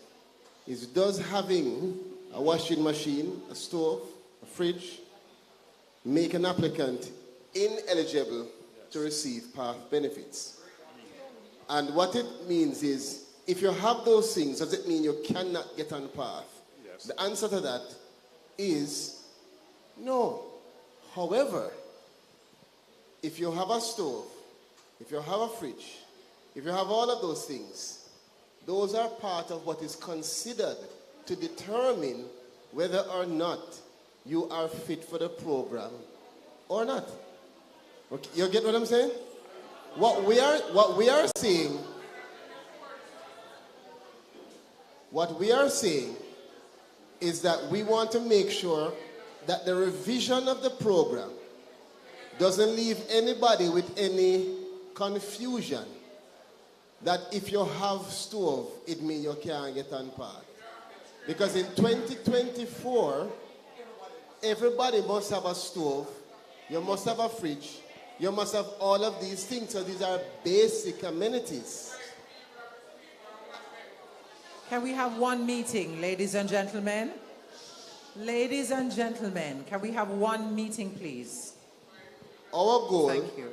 is to make sure that all Jamaicans have access to what they deserve. But at the end of the day, when you have a limited amount of money, you're still going to have to look on all of the people in this room and ask the question, should this man be on PATH? Should this lady be on PATH? Should you be on PATH? Or should somebody else be on PATH? And the way we do that is what we are designing now. Should we be looking at whether it is stove or fridge or so? Should we be asking you if you have a job? What should we ask? Because we have to ask questions in order to find out. You know, you always have one bad picnic in the class. Counselor, you know, behave yourself, man. You know, just turn deputy mayor. And I'm supposed to be your friend. My gosh. So, we have to ask these questions in order to find out whether or not somebody is deserving of that support. But we hear you. I hear you loud and clear. And I hear, because whenever we ask this question, you know, you can look on the faces and know that people don't agree. And so this is something that we're going to look at. The second thing you mentioned, because it was many, about counselors. That was the last. I'm gonna take your recommendation Into and consideration. it will be put to the group that is dealing with it. I can tell you, however, that many persons may say to you, members of parliament, councillors and others, maybe they're not the best persons to choose PATH applicants. Maybe we should leave it to the social workers so that you don't have a feeling of politics being involved. Yes, most definitely. Or maybe you should have both MPs and councillors, because if you say only councillors, you're kind of telling people that the MPs don't know the people and the people don't know the MPs. So whatever it is that we come up with, the goal is to try to make sure that it's as objective as possible, so that at the end of the process, when you are told you are eligible or you are not, you can leave that office knowing that you've gotten a fair chance and you don't feel like you're being targeted or that you have been wronged. That's the goal for what we're doing. So thank you for your commentary, sir. Thank you very much, Mr. Minister. Next person, please. Remember to say your name and the community that you're from or your organization. All right, my name is Robert David Shaw. I'm the Senior Career Development Officer here at the Hart College of Construction. The question I have, here at Hart, we treat with young men in particular who are here for a second chance. Many of them were never on PATH. They come here trying to take advantage of the benefits of PATH. Is there any consideration given to those who were never on PATH before but are from disenfranchised communities like Tivoli, Waterhouse, and such like? Is there any consideration given to accommodate them while in training here or any other Hart institution? Yes. But they can, because those persons have no restriction in terms of them going to their parish office and making an application. Okay. Whether they are on the HART program or not on the HART program, the parish office is theirs. It's their office to attend. And if it is that their circumstances are such that they think they need the support, what I would tell them is go and check it out. Firstly, go, bring your birth certificate, bring your ID, bring the various information for the head of your household, bring the head of the household, if you're not the head of the household, and get evaluated. So first step is for them to evaluate whether you are eligible for PATH. Thank you for the response. Good evening, everyone. My name is Judith Williams, and I am currently from Old Brayton in St. Catherine. All right. Ms. Stacy Ann Smith asked a question that I wanted to ask. I received a call from the PATH that I must come here today at 2 o'clock for a meeting. They're having something at the heart, so I must come here. I've been here from 1:30. That's how early I come because I really wanted to get on part. And as for the asking for stove and all these things, they do ask me that. They ask me if I have my own home, if I have a job. They ask me a lot of questions, which I answer fairly. The PATH has turned me down 3 times. I'm a single parent. Yes, they have turned me down 3 times. For the first time they have turned me down, I go back after a year. They redo me again, turn me down, but for the second time they said that they're giving me an appeal. When that appeal I'm waiting, I only receive a call that I still get turned down. They say someone was going to come and verify at my house. I didn't see anyone until they call and say turn me down. Then I went back there again since last month. The system jammed. They say come back in a week time. I went there. The system turned me down again. I am a single parent right now. I am here. My boy's supposed to come home and I'm supposed to be at home cooking something for them to eat. But I am here because when I get the call, I was so excited. I think that I was going to be, come here because you're pick up one of them to be on the part. No, because I am really in need of part. I have a son that is doing extremely well. I took some of those things at the PATH program in Spanish Town. He's in grade 10 at the Osemati Technical High, and he's been receiving a lot of certificates for best behavior. When I hear that young man, I forgot his name, up there and he was talking, tears was running from my eyes because I'm looking at my son at Osemati Technical High in his position or probably further because, as I said, he's doing very well.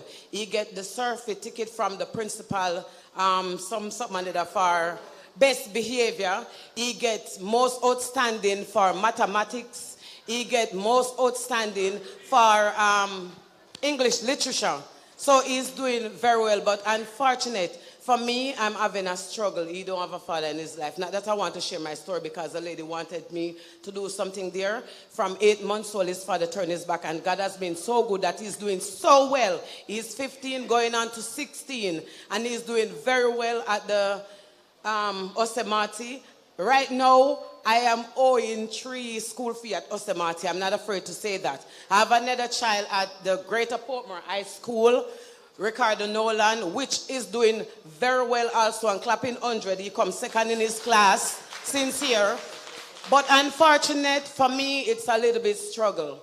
I remember went in there at the Greater Portmore High School one morning to ask for a letter to take to PATH.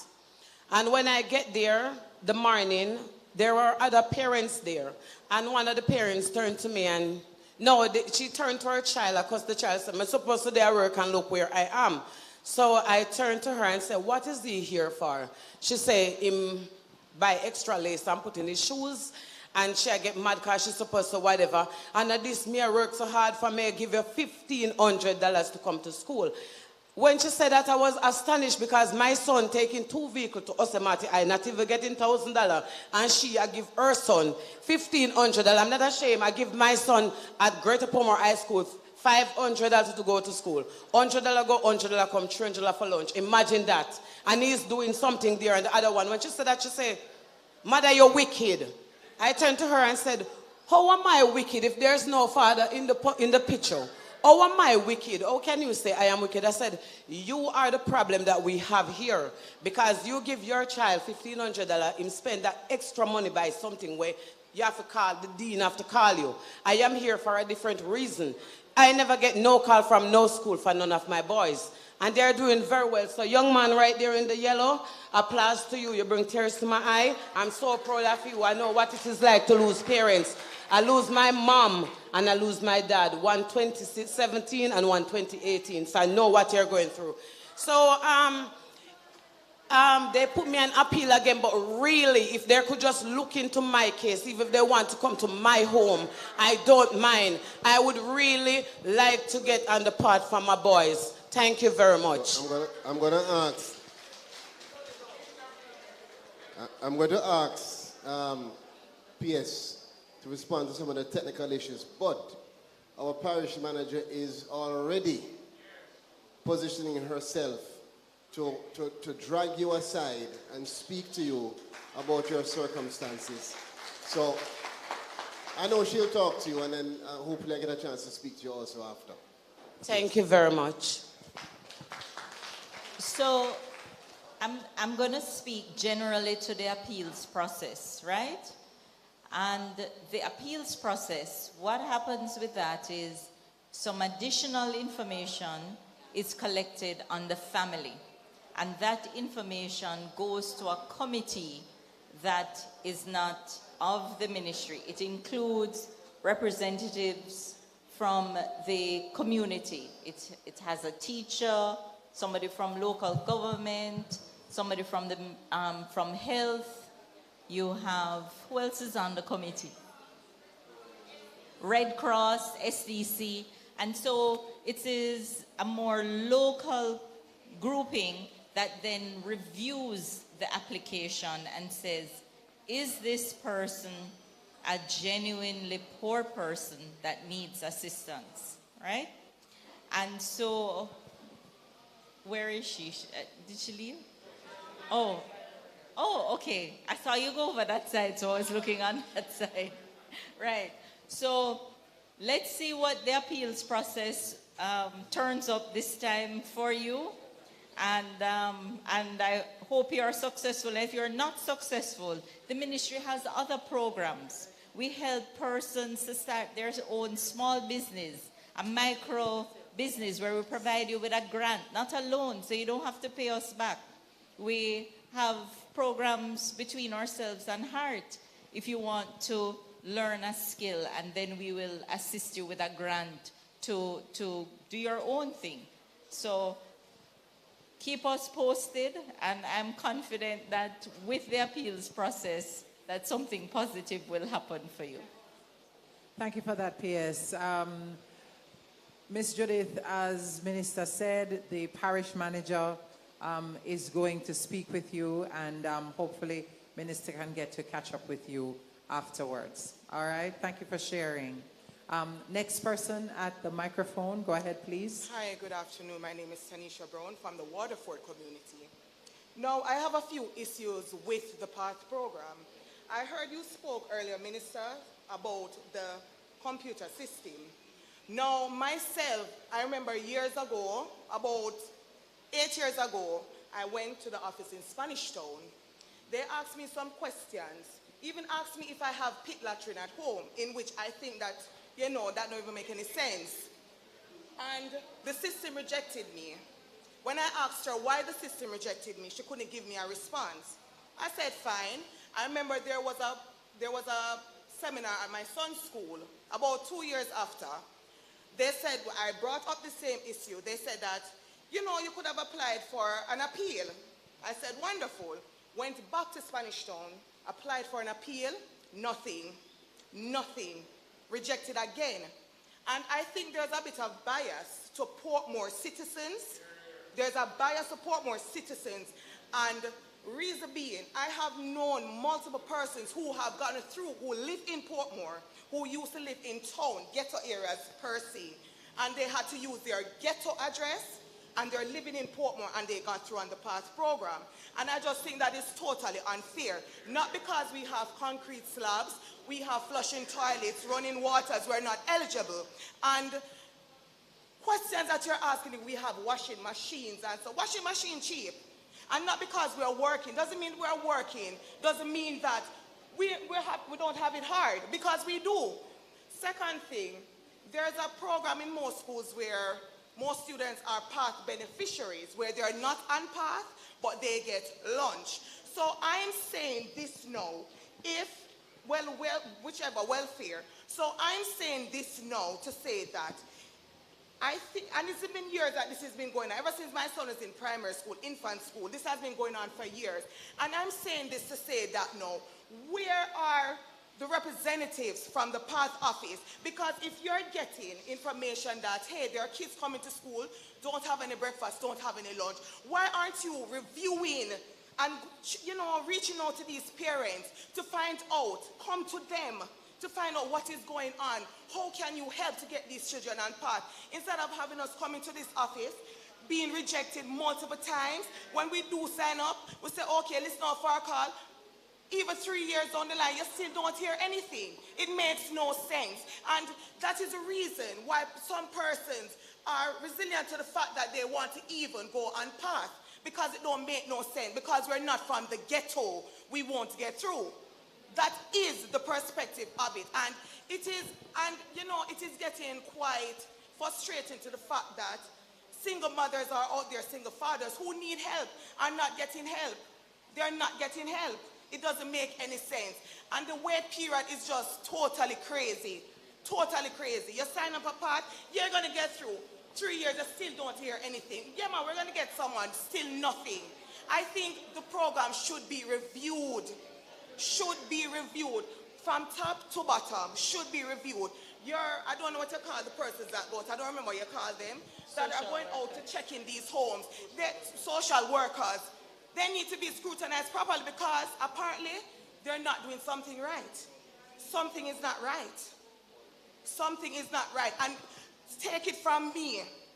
I live in Waterford community, and I can tell you there are a lot of persons here who want to be on PATH, but it makes no sense. It makes no sense. And people are frustrated. Believe you me, you know, more persons could have been here today, you know. Don't get me wrong, you know, but guess what? Them said it don't make no sense. This don't make no sense, because you're going to come here and speak the nice stuff that people want to hear, but what happens after? What is the aftermath? That is what we want to know. What is the aftermath? What is the aftermath? That is a word that you should look into, the aftermath. Have a wonderful afternoon. All right. So that's a mouthful. I was going to ask you before you walked off, what is your name? Oh, Miss Brown. Huh? Tanisha. Yes, sir. Tanisha, let me say this to you. I hear you loud and clear. We are here to do exactly what you're calling for. The review is what you are participating in right now. Your voice and the allowance and the call for you to be open and honest and tell us exactly what you feel is exactly what you are calling for. And I don't need to go into if you know what you said and we're doing it. The reality is we hear you, and we are working to make sure that whatever the aftermath, which my better word is the outcome, whatever the outcome, that it actually makes sense for you and for me and for the people who we have to serve. The reality is this. One of the things we're looking on now is the kind of confusion that people have around the PATH program. Because there's this feeling like everybody deserves support, and everybody deserves support from PATH. And maybe most persons do. Maybe they don't. But we have to make it clear for you that if you don't get on PATH, that's not the end of your journey. That's not the end of your support journey. And it shouldn't be. But right now, sometimes it is. Because maybe you're not told. Maybe you're not guided. Maybe we need to do more in exposing you and raising your awareness to what else there is other than path. Whatever it is. But this is why we are here. This is why our parish manager, our PS, our MPs, minister, councillors, all of the people from STC and Heart and teachers, we are here because we acknowledge that things need to improve. And we are here putting a mic right there. We never have to put the mic there now. We could have come here, shut off we head, and say bye-bye, take 2 pictures, we're gone. But the main reason we're here, and the main reason why that mic is the most important mic of the evening, because we want to hear from you. We want to hear how you feel. We want to hear what you're thinking. We might not agree with everything you say, but everything you say is important. Yes, and I want you to understand, everything you say is going to be utilized to help us to improve. So leave your number. I might invite you to come and quarrel with us a little later on. And sir, may I say this?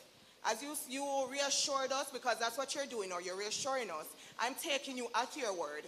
I'm taking you at your word that everything is going to change. Let me tell you this. I'm taking you at your word. Let me tell you this. My word is my bond. Okay, let's see it. Hold on. But be clear on what my word is. Okay. What I don't want you to do is to put words in my mouth. What I'm saying to you is that we are going to transform path. You are a part of the transformation because some of what you said here now has already shifted my thinking. Okay. Has already shifted my thinking and reiterated some of the concerns that we heard elsewhere. So it's not the minister, it's the team, it's the family, it's all of us. That's why you're a part of that transformation. And we are human beings, so everything might not be perfect, but what's the word we keep on using? Improve. Okay. And that's where we want to be when we come out with the outcome of the new path. Thank you, Tanisha. You're welcome. Thank you for that, Minister. We also want to acknowledge a couple of other persons in the room, but to remind the persons coming up to the microphone, we really crave those suggestions, the ideas. We want to hear what can we put in this mix, as the minister has been saying, that will help to inform the changes that are happening. I see, and I would also like to acknowledge broadcaster and Justice of the Peace, Markland Edwards, who's in the front row, who ran for mayor, I believe it was, in the last election. Welcome and good afternoon to you.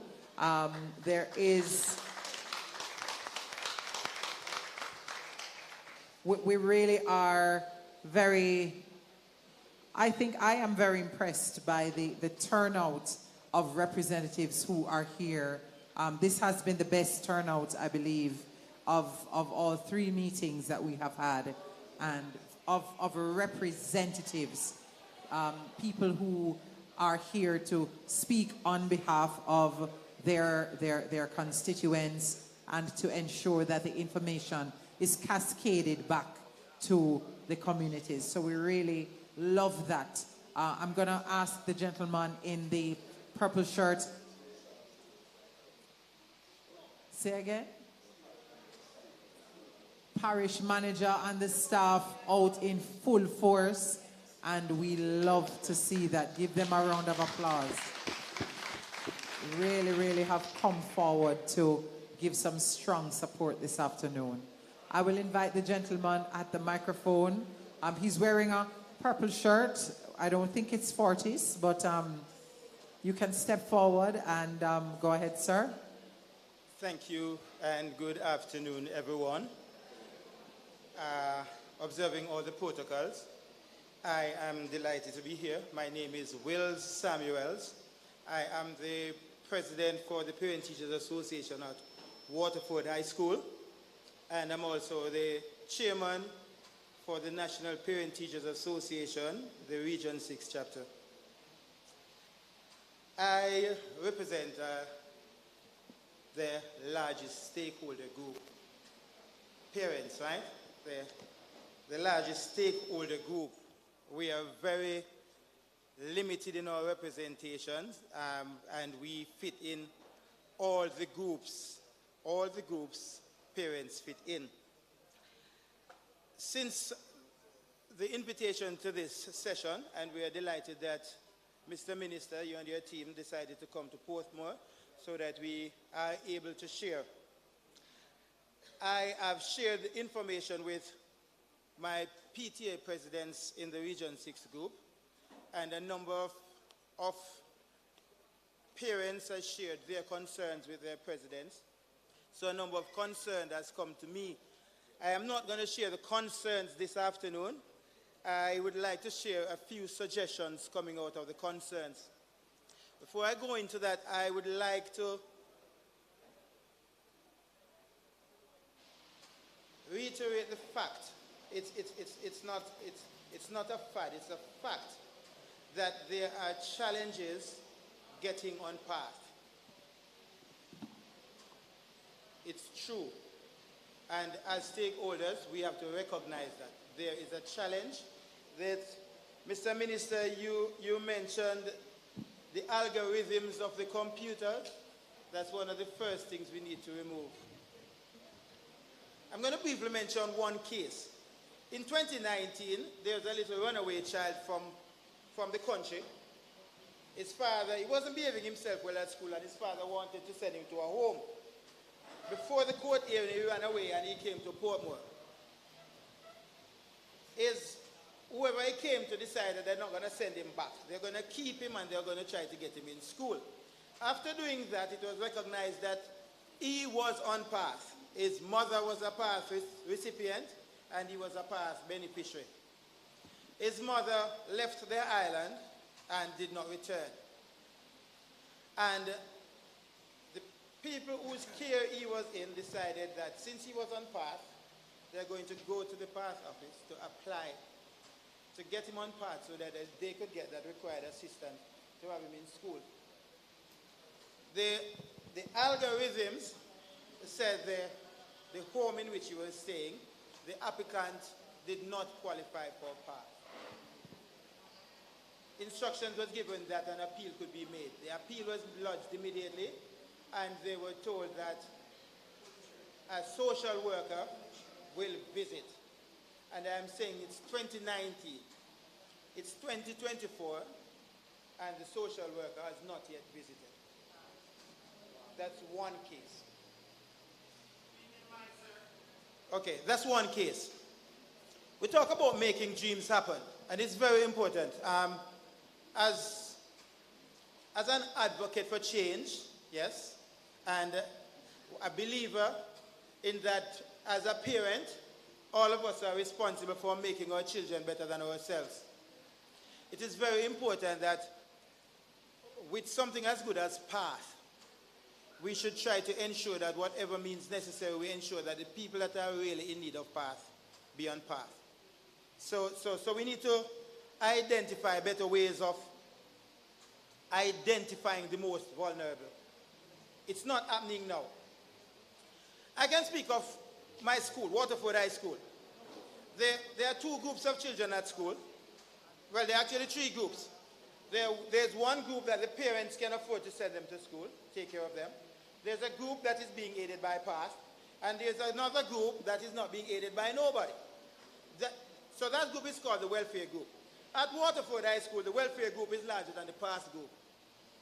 And the welfare group consists of parents who either they had applied for PATH and they were turned down, that they are not qualified, or because other people telling them that the challenges that they have getting on PATH and don't get through, then nobody apply. What we end up with a number of children not coming to school, yes, not coming to school as often as they should because the parents cannot afford to send them to school, yes. Some of these children are aided by teachers at the school, whatever they can get from the PTA, whatever the guidance counselors can ask for help all around the place for. These are how some of these children come to school some of the days. They are aided with bus fare, etc. by teachers, especially their guidance counselors. They will tell you too. So there's a greater collaboration needed between the Ministry of Labor and Social Security, the Ministry of Education, and the school, and in particular the Guidance and Counseling Department. As these people at the Guidance and Counseling Departments are the best people. I am using just looking at everybody and the movements and the fact that you have about 10 people behind you. But I don't want to stop you, because what you're saying is important. However, I think that we might have to receive some of your recommendations, if you tell us in succinct form now, and then I think what we might have to do is put out a call for organizations like your organization to write us, similar to what happens with a joint select in Parliament. So that makes sense. Not a problem, yes. Mr. Minister. Right. And so the other one is an increased contribution, past contribution to the schools, especially the fact that that's where cooked meals are prepared. And one of the fortunate things, one of the taps on the shoulder for PATH, every child on PATH gets at least one cooked meal per day at school. So if they don't get a cooked meal at home, they are guaranteed a cooked meal at school. Very important. PATH also needs to create a program. PATH also needs to create a program to assist parents in best practices, especially in terms of the use of the assistance they get from PATH.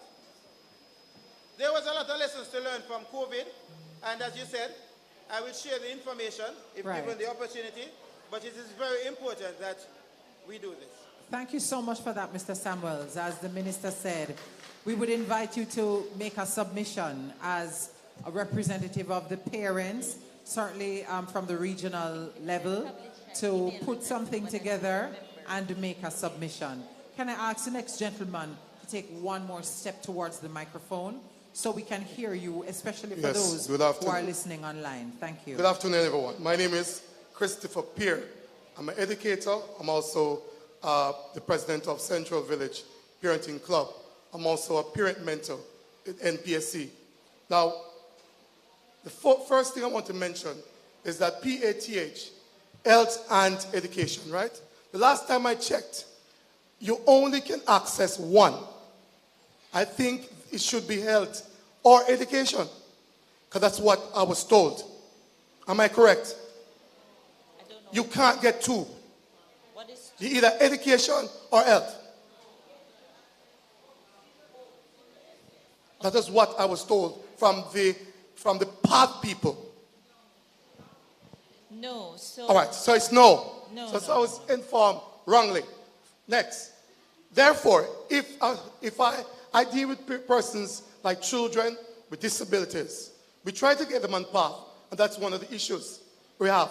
So they're saying is either they have health, and you take them, or them out for education. So that is okay. Next, you mentioned something about parenting training. I'm suggesting that you do collaboration with NPSC to revitalize, because you said it wasn't working. So collaborate again with NPSC, because I'm trained as a parent mentor with NPSC. And thirdly, I want you to look back on the process of how the persons access the money from PATH. It's a lot of bundling. A lot of bundling. Given some persons will get the card, and some people have difficulty to get the card. So you need to look at that process, how it works. And the fourthly, Minister, and I must congratulate you, create a link, as you almost mentioned it, that people can upload information or suggestion to make PATH the better. Okay? Thank you very much. We actually have an email, right? That we have been. What is the email? So No, CTD is going but to I verify think the based on email the address. last two presentations, the head of the parenting and the educator, I think what we need to do, and Minister is nodding in approval, is that maybe we need to make an actual parliamentary statement or some kind of national statement and call for persons, organizations to give their submissions in. We had intended to do it, but after hearing you both, I think we need to revisit it and get it done as quickly as possible. So you'll have an opportunity to put your written, considered, detailed suggestions, concerns down on paper and submit it to the technical groups. So thank you both. Thank you.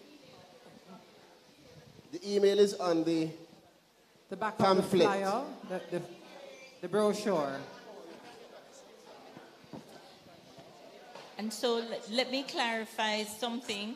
Or transform path at mlss.gov.jm. You're right. So let me clarify something, Stacey-Ann, in terms of, you said you were given incorrect information at the office. Now, what happens is you have children on path from 0 to when they finish high school. And so PATH is a conditional cash transfer program, and we say we want the children to be healthy because you can't learn if you're not healthy, right? So we want the children 0 to 6 must learn. So we want the children 0 to 6 to ensure that they're healthy. And so one of the requirements of PATH is that children 0 to 6 must go to the health center and get their vaccine immunization schedule and their well baby clinic visits. And so that's how we have the health, right? And then you have children, once they're in school now, then they get the support to ensure that they continue school. So there is no two different types of grant that you can get where health is different from education. All right?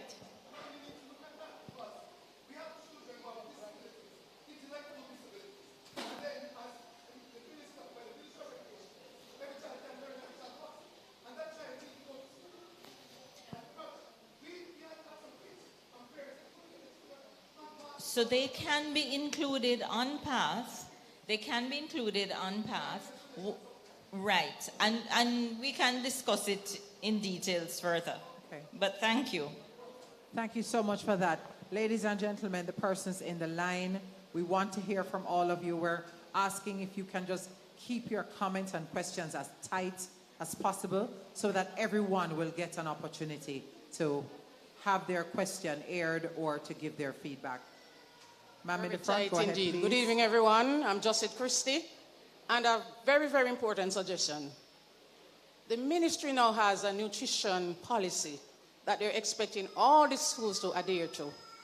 I'm going to suggest that this increase that will be sent out to the past beneficiaries be sent to the schools so that we can provide them with that one meal that is well balanced and can help them to learn more. We need children. We need children to reach their full potential. So if it's that little that we can do, we need to do it in the schools. The counselors are there, the principals are there, and other stakeholders in the schools who really, really know the needs. So let us assist you. Thank you. Thank you so much for that, Ms. Christie. Go ahead, sir. Can you come closer to the microphone, please? Yeah. Hello, good evening. Name's Ricardo Martin, a parent, and family person. Yeah. My main question. Yeah. I've been trying to get on the SPART system for over 2.5 years, basically. Yeah. 4 kids. Yeah. 2 in primary school, Waterford Primary. I'm from the Waterford area, yeah, and 1 in the infant school, and I got 1 attending Dunoon Technical High, and I've been trying to get the kids on path for over 2.5 years. Needed the help because obviously the situation has changed, yeah, and done went to Spanish Town, done all the paperwork there and then. It was done. Then I had to do an appeal. Apparently, I had to do an appeal. I did the appeal. Waited for months. No response. I had to be running checks by Spanish Town. Why nobody could give me an answer. Out of the blue, somebody rang my wife, mentioned that they were going to come up. They suddenly came up. It was apparently a social worker. Social worker came up. There was nothing after she spoke to me. Yeah. Until this day, I've not heard anything. To be honest, I can't even remember the social worker's name. Yeah, that's how bad it is, because it's like it's gone from the mind. And I've been going through this struggle, obviously trying to do what I need to do, but finding it very difficult. Yeah, but my question is, yeah, this appeal process that the social worker sat down and told me that she meant to leave from where I was.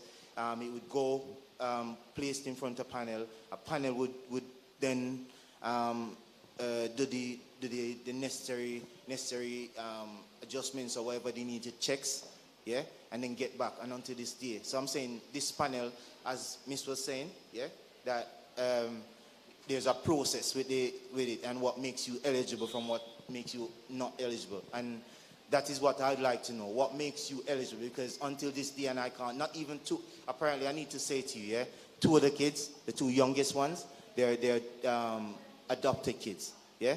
And not even that was taken into consideration when I spoke to them. And I stressed that especially because of the two kids. You understand? All right. I just want to firstly commend you for your question. I want all of us to understand. When I listen to you talk about the application, the appeal, that you saw a social officer, they told you that you weren't successful in the application and also in the appeal, what it means is that the process worked. Hold on. Meaning, as it is now, what path is now, you actually went through the right process. The fact that you didn't get on means that as it is now, the system didn't define you, for whatever reason, as somebody eligible for path. But you went through the process, the right process. Meaning, you saw the officer, you were evaluated, you got a guideline to appeal, you did the appeal, you weren't successful. It doesn't mean that path has faulted you. It means you were not found to be eligible for path. However, why we are reviewing it is because we recognize that in its current form, there are persons, even when we hear from the same officers, same social workers, there are persons who go through that process who really should, under circumstances, be on path, but do not, for whatever reason, get on path. That is what we are reviewing now, to see whether there's a need for new technology, whether there's a need for a new appeals process or to remove the appeals process, to change the way we are reviewing, to change how we evaluate. All of those things are what we are looking on now. But in the interim, you actually did go through the steps that you were supposed to be going through.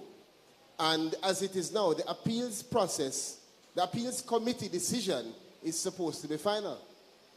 Am I correct? Yes. So what I have been saying to persons is that in this interim, while we do the review, if you feel that despite going through all of that, you still are under circumstances where you think you should be on it, once you're at the town hall, we're willing to still speak to you, evaluate, explain to you as to why it is that you ought not to be on it, or if it is that you should, get you on. But if you shouldn't, direct you to some other support. Because the fact that you didn't get on path does not mean that the Ministry of Labour and Social Security doesn't have some other means of supporting you. There may be some other benefit that you can get that is similar to or even more than what you would get at path.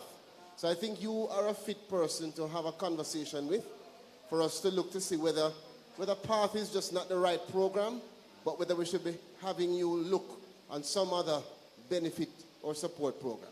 Okay? Thank you so much. Thank you for that question. Go ahead, sir. Yes, good evening.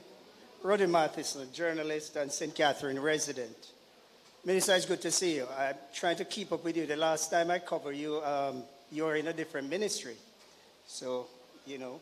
Anyway, I'm going to use Dr. Bailey's story to preface my question. And Doc, I don't want to pick on you because I do access the free service at the Spanish Town Hospital. But anyway, Dr. Bailey would have, you know, relate a story where PATH worked. And it would seem to me that her family would have transcended the intergenerational poverty that you spoke about. But what worries me about an aspect of her story was the fact that there is still, even with the ascension of the siblings and so on, lawyer, 2 doctors, there's still a family member who is still accessing the PATH benefit. The question is, at what time does this cut off from a family? I know you talk about the logarithms and all that, you know, many people understand it.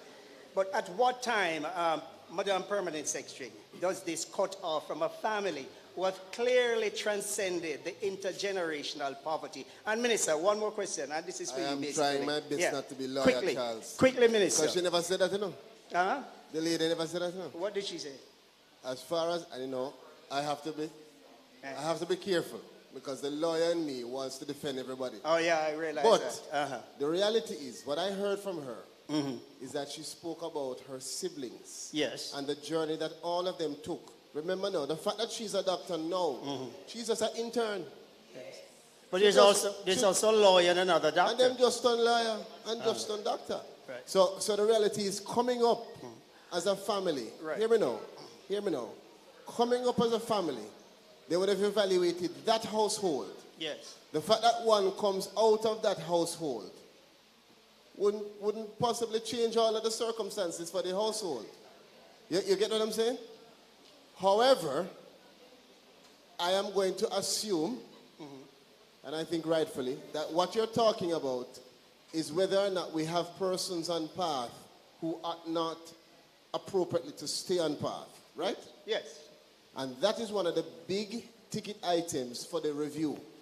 Meaning, right now, every 4 years, regardless of whatever the situation, applicants, beneficiaries are evaluated. They're reassessed.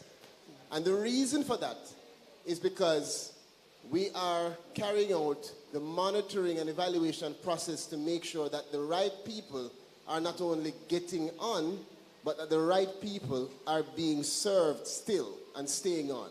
Or that the right people are coming off of PATH. Okay? So there is a current system that protects against that.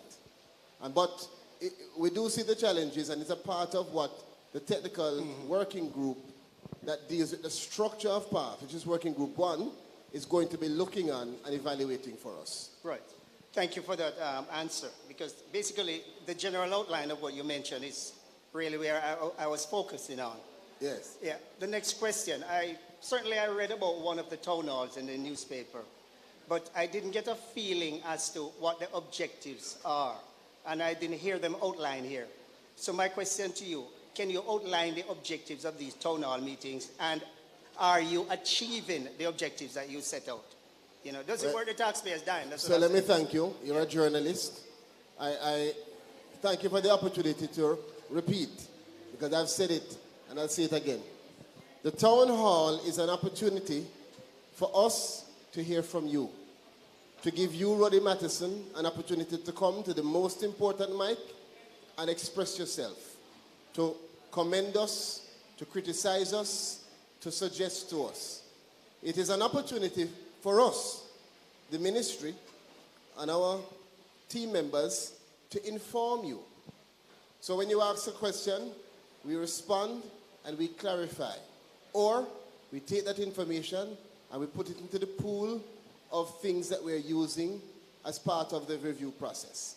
It is also, I would say, an opportunity for us to bring all stakeholders that want to come to one place so they can hear, they can listen, they can learn, and they can voice their opinion. So that's why you see us asking MPs and councillors and heart program officers and health officers and all beneficiaries and anybody to come to this place so we can all get an opportunity to learn from each other.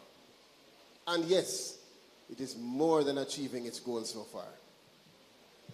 Thank you for that, Minister. Go ahead, sir. Yes, good evening, all protocol observed.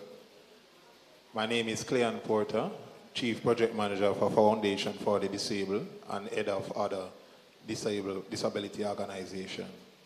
I have to commend the team, the Ministry of Labor team, to being here because that is what we need. We need dialogue. We need to hear other person and all the stakeholders' issue, and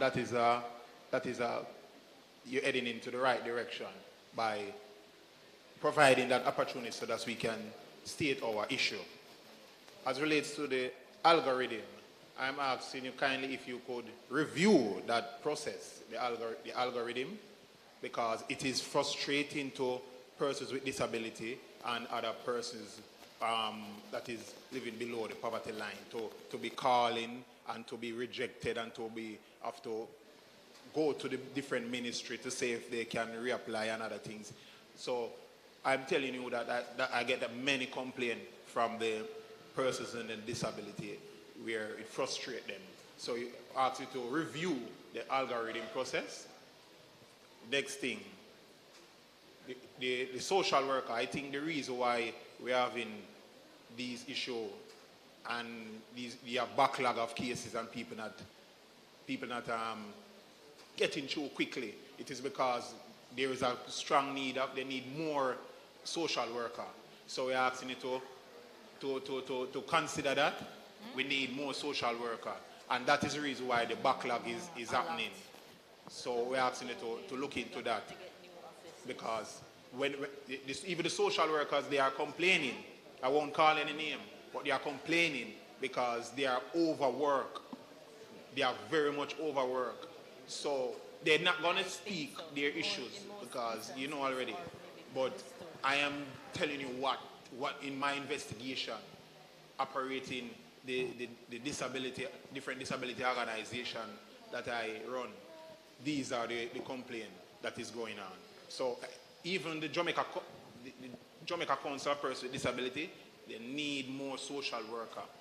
So we are asking you to look at that. It is an emergency. We want you to treat it as an emergency, the increase of social worker. The next thing is privacy.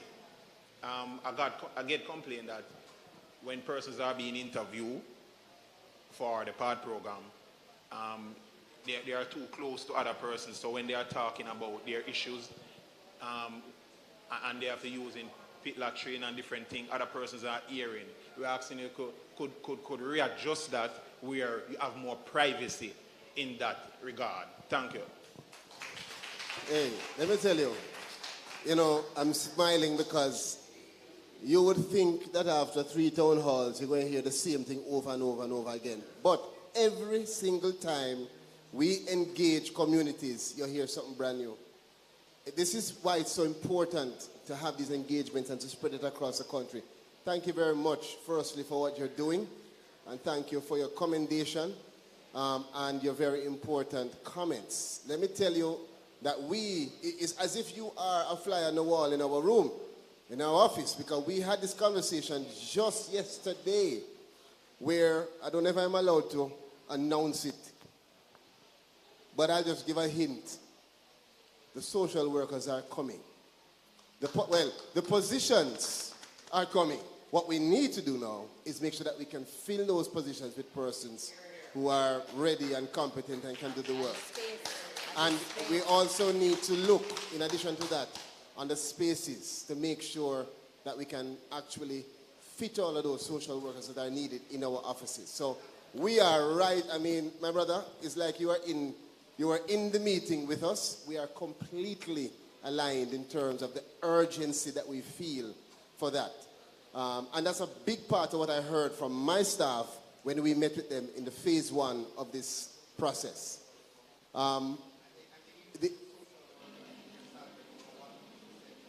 Yes, well, more social workers will be coming because of the increase in salary, for sure, more than 100%. So that's definitely a big plus. In terms of the privacy, can I tell you, when I went, I think was it St. Catherine? St. Catherine. Parish office?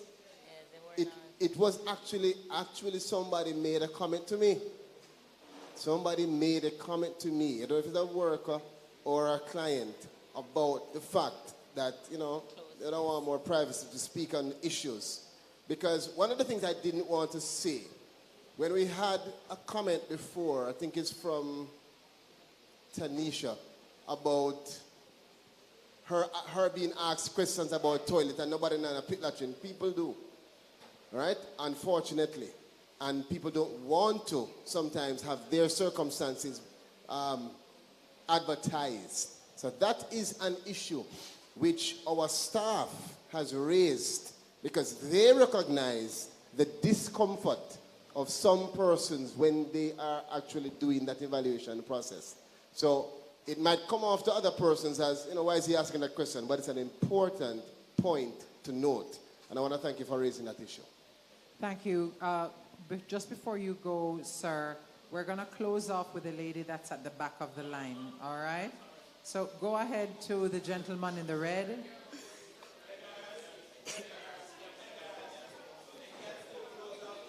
No, we're not going to allow the gentleman to go in front of the lady. We wouldn't want that, now would we? Go ahead, sir. Greetings, everyone. May I stand at the protocol being established? Lead by example, Mayor. My name is Kenneth Bennett, educator at the Lucky Valley Primary School in St. Catherine Northeast, Mountain Industry Division. After listening to the testimonials of the 3 individuals, one of the themes that I observe is that proper parenting, effective parenting, is one of the themes. I am hoping that the document that you are being compiled at this time would have something there to address delinquent parents. In the sense that there are situations where we have parents collecting the money, but the children are living with the grandparents. And they are living, the grandparents living in the area where the school is.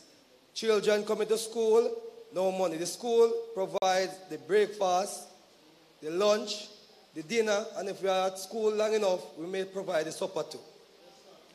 So these are some situations that we are faced with. We have other children who want to get on the program, cannot get on it. The school has to be providing for them. And then comes the students who are on the path program. We have to be still providing for them because they are delinquent parents. So I'm hoping that there is something in that program as we move on the path to transformation to address this situation. Thank you very much. Thank you so much for that. Go ahead, sir. Hi, good day. I'll be quick. The name is Philip Pinnock, Dean of Grades at the Jose Marti Technical High School, responsibility for path. Yes, sir, Mr. Pinnock. All right. So I just want to reiterate something that was mentioned. I think it was too subtle as it relates to the school feeding program. Currently, I think the cost is $250 per student per day. And we all know that within today's society, that cannot even buy a patty. So I am advocating for that to be increased. $250 for high schools. I think it's $150 for primary schools. Also, I believe we were set up, the persons who are responsible for PATH, we were given tablets recently, and while we appreciate them, I just want to reiterate the fact that it did not cater to all the beneficiaries. I think we received something less than 130, and we currently have, I think it's 586 students who are currently on PATH. So they are coming to me constantly, and I want to know if something will be done for those students who have not been in receipt of tablets. I also heard concerns, and I have experienced situations where there are some students who are really in need, and they are not on path. I wonder if, well, in light of the fact that some persons have applied and they have been rejected, I wonder if an oversight committee can be put in place, and under the recommendation of the guidance counselors or a team at the individual schools, something can be put in place to assist these students. That's it. Thank you for that, Mr. Pinnock. PS or Minister? Well, most of, as I said earlier, the questions that relate to education, we're going to share with them. And we have asked educators, if you so wish, to leave us your information so we can keep in touch with you. But I can tell you that we are at least considering the recommendation that you made last in terms of do we need to have the greater involvement of our guidance counselors, health officers, in terms of identifying the right persons, particularly those persons who are not caught in the net that we currently have. So it's something which we are considering, and all of what you have said in terms of the education and their processes, we will share with them. And the devices as well. All of that, that's all to education. We'll share it with them. Thank you. Yeah. Good evening, ladies and gentlemen. Good evening. I'm here today because I was invited here by a social worker to voice my opinion. I'm grateful to PATS. My first payment was February. That's my first payment. I'm thankful to them, even though I had to fight like Nanny of the Maroon and Paul Bogle for me to get where I get. They are my ancestors, yes, they are my ancestors. It was really one of the most disgusting and really humiliating time to get on the PAT program. And if I wasn't determined, a 60-odd-year-old woman, determined, I wouldn't be on it. And I have to say this to the ministers. You see, Spanish Town, Ministry of Labor office, you have some little real, I don't even know to describe them, workers inside the PAT office there, over there. And let me tell you something, especially the young people. I said to myself, who govern, who really support these young people, who is with authority in charge of them? I started from 2021 on the PATS program. And it's not because I would have liked to be on a PATS program. I'm a very independent person. I cannot give my history of where I'm coming from, right? And what I've been through. I abused women and everything. And I've been working, doing domestic work from 1977. And I tell myself that I'm determined to own a house. And through all what I've been through, I have a child to take care of all on my own. It is way back in 2015 that I have achieved that little one room in Greater Portmore. Sorry, I did not say my name is Beverly Thomas. And let me tell you something. That was the main obstacle in the way of the parts. One of them because they look at my ID and they are looking at that house. And I don't know why, if they had known what I've been through to get that one house from 1977, a domestic helper, I don't have no education. Only place I've ever been to is primary school. I've never been nowhere else. I work hard, do domestic work to send myself to school to get a little cooking course thing. And I started it from there. And I end up have a shop in a community center, and I started off that $200 open that shop way back in the 90s. Yes, yes, and you know what happened to me? Yes.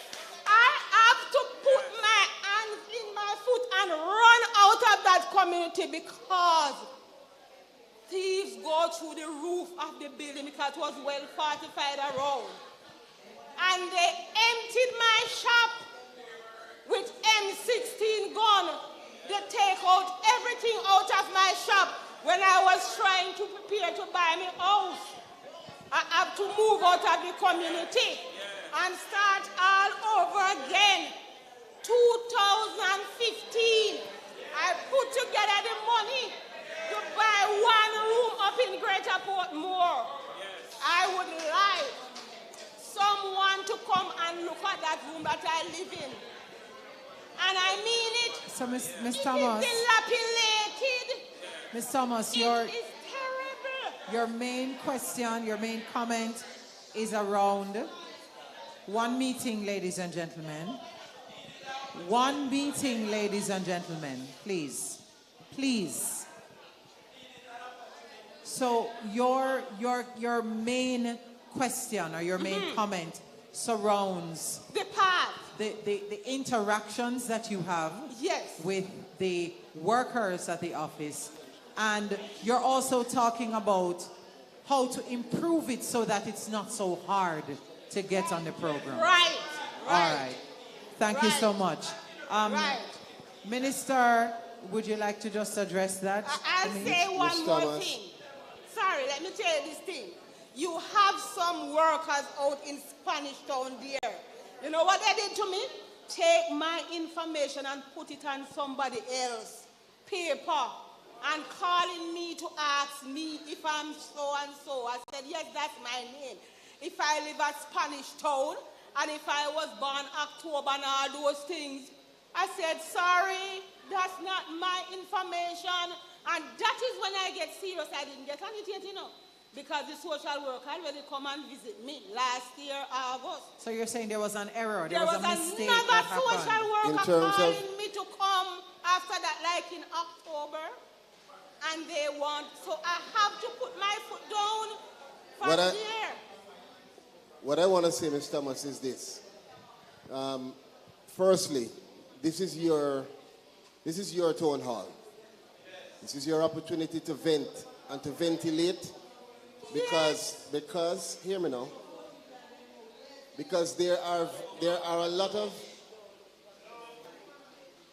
of views that we've heard on the interaction with staff in the offices.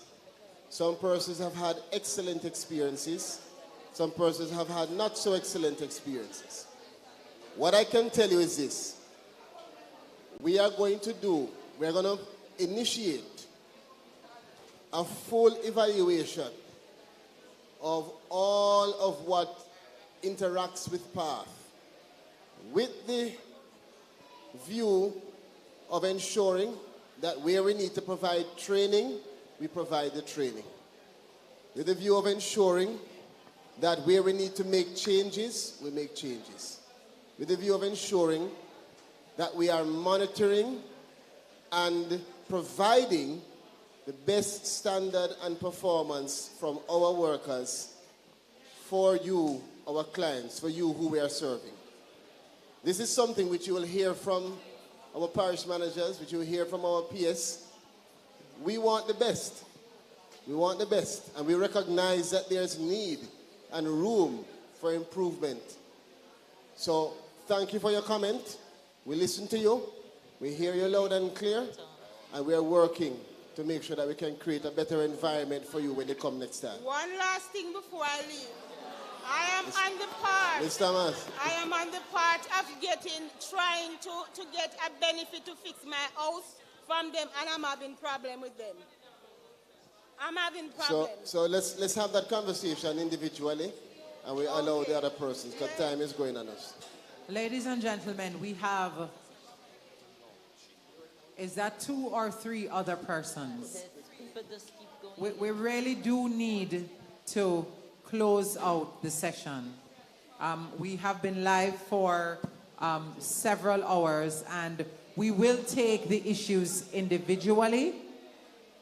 So we're gonna, so just give your question and then we can move on, all right? Everybody is in agreement? Just one question or comment We give you 30 seconds and then we have to move on, okay? Can you go ahead, the lady at the front of the line, please? Good afternoon, everyone. Good afternoon, Minister, and all the other stakeholders who are here. I just want to thank you for this opportunity. As a social worker, I am Jean Duhaney from the CPFSA. So we work pretty close to the path, the Ministry of Labor. Just a couple of recommendations. You mentioned earlier that this meeting is about seeking how you can review, because we have some concerns, but I take that under advisement. Suggestions. I know there's enhancement, empowerment sessions. I want to encourage. So as a social worker, I want to encourage that be revived if it's dormant, because I believe that parents need to be empowered. I am strongly an advocate for that. So I want to also say that the clients we serve, many of them come from the rural areas in St. Catherine. And so I want to also encourage that a consideration could be that the school is a good place or a church space. So some of our clients will complain that they don't have the bus fare to come. So can we take it to them, the session, the discussion, and to see how we can get them, functional to take charge of their families as they get the benefit.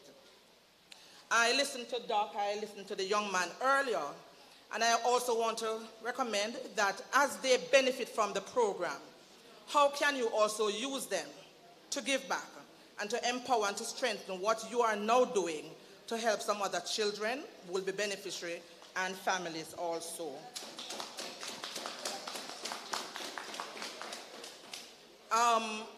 You'd have spoken about staff, strengthening the staff, because it is real. We are trying to buffer families at CPFSA that they don't enter the tertiary space. And so we know that it's a reality, because once a child doesn't get the support, or a family, that institution is going to be full. So we want to see how best we can also partner with you at CPFSA. They know in St. Catherine that we are always willing. But I want to see how we can widen the scope to keep families within their space also. Thanks. Thank you so very much. The lady in the yellow cap is the absolute last person we will take. Go ahead, please. Okay, good afternoon, Minister. Good afternoon, everyone. My name is Denise Murphy-Bramwell, Councillor for the Bogwa Division, representing MP Natalie Nita Garvey of the North Central St. Catherine constituency. And I just have one very quick question. It's relating to the basic school of the early childhood students. So one of the challenges that I find in the Bogwa Division is that quite a number of persons who are on path may have children going to primary school as well as basic school or early childhood school. However, while the one for primary school gets a chance to go to school because there's no fee, the basic school ones are at home. The basic school ones are at home. So it's a concern. I don't know if Madam PM is aware of the situation, because what you find is that while the primary schools will take them and they don't have to pay a fee, the basic schools are saying, even though they're on path, they are not taking them without the school fee being paid. The infant schools. So I don't know if you're aware, and if you are aware, is there anything in the path, the transformation, to address this challenge? Thank you. P.S., you want to take that? Yes, so we are aware. Of course, you have a proliferation of different types of schools at that level. You have the community basic schools, and then, of course, you have some primary schools that have an infant department. So if they have the infant department, of course, and they're on path, they get that support. Your concern relates to those community schools that they're not getting the support. We hear you, we take the suggestion. Minister Terry Long is here, and we are going to be meeting with the Ministry of Education to see how there can be no promises, whether or not and how there can be greater support for those institutions. Go ahead with your question, sir. Thank you very much, moderator. My name is Fenley Douglas, councillor for the Waterford Division Minister, welcome to Portmore. All protocol observed. Mayor Leon Thomas and the team, good evening also. I have a few concerns, Minister. For me to say that my heart is not... MP Miller, how are you? Because you turned your back to me, I didn't even see you. You need to grow tall, I know. Let me say, Minister, that my heart aches when I hear the plight of our people. And regardless of color, the plight of our people and the suffering is real. I have a few concerns that I would like to ventilate quickly, if I'm permitted to do so. One, Minister,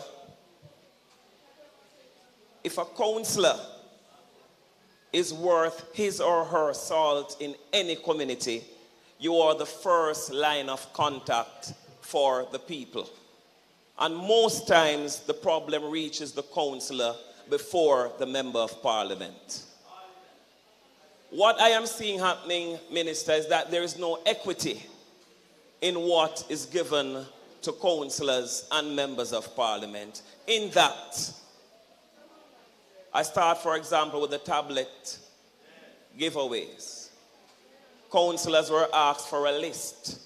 We sent the list 3 times, but still we got 0. We went further again, and this is factual, PS. I think you're talking about a different ministry. It's this ministry. No. This ministry. So let me tell you. Yes. Before you go, proceed. The ministry of, and we get this a lot. Yes. So I don't want you to feel any way. Mm-hmm.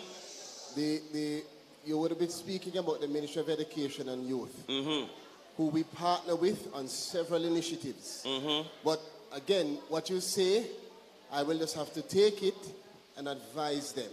Because we do intend to have a meeting with them at the end of all of the town halls to share the information and to see how we can collaborate to achieve the outcomes. But that is a Ministry of Education. My next concern, Minister, while I know that you're going around the island, I don't know when the store will come to an end, but there are certain pressing problems that I believe in the new financial year that starts April 1st, we need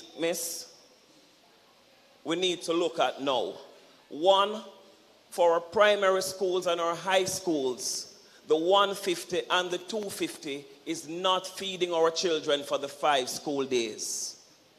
It would have meant therefore that there are days for some schools, 3 days lunches are provided. The other 2 days, the children have to go hunting, or what they get is nothing that we call food or anything of substance. I believe. Can we have one meeting, please? Allow Mr. Douglas to speak. Ladies and gentlemen. Councillor. Aye. Ladies and gentlemen. Councillor. One meeting. I don't want to break you, but yes, I had mentioned earlier that the school feeding program comes under the Ministry of Education and Youth. So it has nothing to do with PAC? No. Oh, okay. It is a collaboration. What we do, so our role in that is that we, with our experts at the ministry, we do the assessments and we provide the list of beneficiaries. So we will tell the Ministry of Education, here are the beneficiaries that fall under the PATH program. And then the Ministry of Education operates the school feeding program. My next question, Minister, I know you're touring the island, but I really don't know when your tour will come to a close for the transformation to commence, meaning that the issues that you're having, when is it that we'll be seeing these taking effect? Is there a timeline? Okay. Thank you for that question. We get that question at every town hall. Because I have a fear, you know. I have one fear, but I want you to answer first. I'm going to assume your fear, and I'm going to say to you, this is not in the pipeline. This is not in the pipeline. What we're doing now, the transformation has already started. And let me tell you how. For this allocation, for this next financial year, you're going to see almost 30 not 30% increase in allocation to PATH. Moderator, this is where you protect me. Ladies and gentlemen. Moderator, this is where you take control. Hold on. Moderator, this is where you take control. Additionally. One meeting, ladies and gentlemen. Hold on. One meeting, please. Because Councillor, your question is a valid one. It's a valid one. My fear too is valid, but I'll tell you afterwards. So we have already. So continue. So we have already increased during the process of the review PATH by 30%. In addition to that, Permanent Secretary had told me that, or has advised me that we will be seeing an increase in the allocation of positions to operate the PATH program. So social workers and other relevant positions that are needed to make sure that all of what we speak about in terms of efficiency and effectiveness can actualize, those things have already been, in this review time, approved. And we're waiting now to move that forward. Additionally, we are not waiting. Once we receive commentary, we take that, we review it, and where we can make adjustments in the short to medium term, we apply those things and make the adjustments. So you will note that we have noticed a reduction already in our ministry of complaints from the time we started last year to now. Because one of the concerns around PATH and other programs has been, I can't reach the ministry, I can't talk to. So we have put in place already, and I won't go to the details, but we've put in place new systems, technology and operational, to make sure that how we serve and how we communicate has been improved. So we hear you. You don't have to fear. This is not a pipeline process. This is a process where we are going to have full outcome, and while we go through the process, we are having short to medium term improvements, and you can see those improvements. But my only fear, actually, Minister, was that perhaps when you finish your tour around the island, you won't be in power. But you understand, that was my fear. But my next question, though, Mr. Douglas, can I say, Mr. Douglas, Councillor, please, you were doing well. I know. Don't allow question, Leon Thomas to carry off track. My final question, Minister, it relates to the farm work program. If I may ask a question. Can I beg you? Oh, you're not there either. Hold on. What I'm going to ask you to do for me, Councillor, because I'm in charge of farm work. What I want to ask you, give the lady in the yellow hat an opportunity. Yes. And I will make myself available to you right after this. I don't have a problem. Answer anything relating to farm work. Joy, right? Sit down. Thank you so much for that. Go ahead.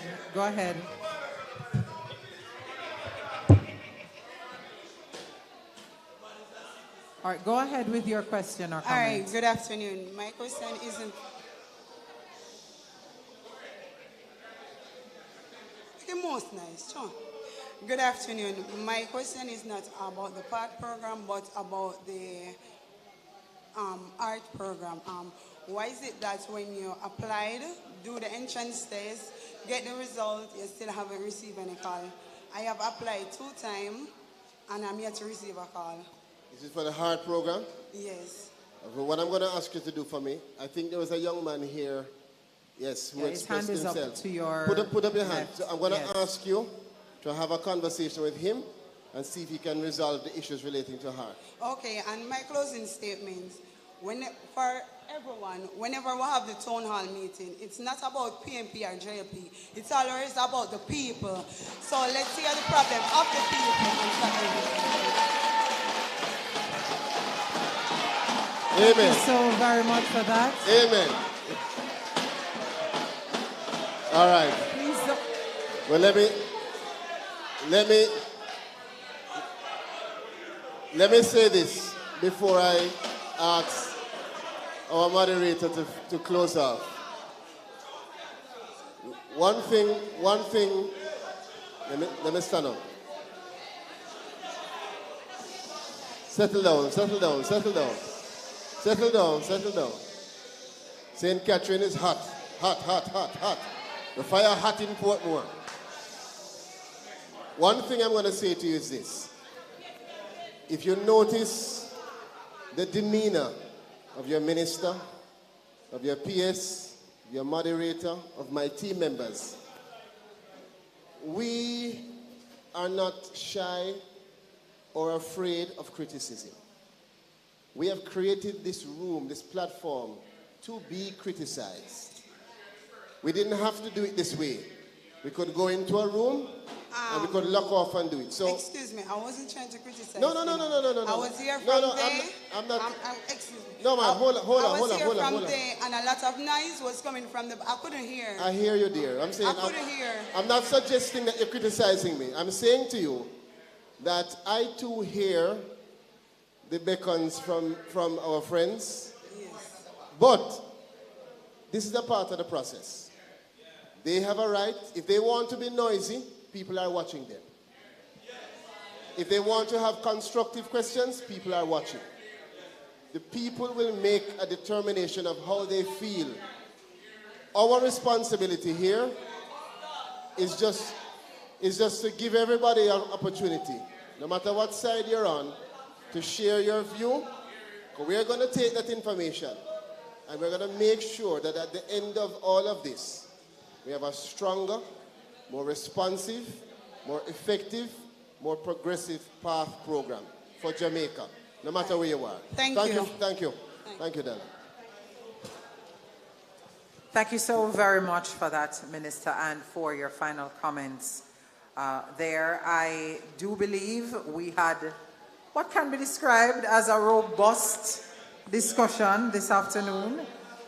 If for whatever reason you did not get to ask your question or to submit a recommendation during the live discussion, you can meet with one of the social workers, somebody from the parish office on the outside. Minister, I think, will be here for a few minutes afterwards. For persons who joined online, you can post your question on any of the social pages of the Ministry of Labor and Social Security, and the team will be sure to address that. Ladies and gentlemen, I believe a key takeaway today is that while work has been done, there has been positive impact, and we've seen it. We heard the testimonials. We recognize that more work is yet to be done, and the ministry is up to the task. Before we go, I have to say special thanks to the team from the ministry leading this path to transformation, Minister Pernell Charles Jr., the Permanent Secretary Colette Roberts-Risden, Chief Technical Director Audrey Dare-Williams, members of the team, Project Director Elsa Marks-Willis. Thank you also to all of the path beneficiaries, political representatives who showed up, councillors, members of parliament who showed up this afternoon and contributed to what I believe was a very valuable experience. We got so much really good insights this afternoon. A big shout out to the technical team, PR Communications, who've been working on the ground, who organized, set up this whole activity this evening with the direction and the support of the Ministry of Labor and Social Security. The series of town hall meetings, the consultations, will continue.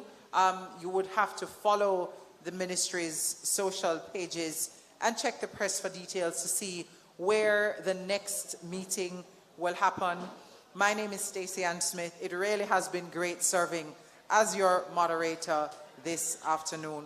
Walk good and stay safe.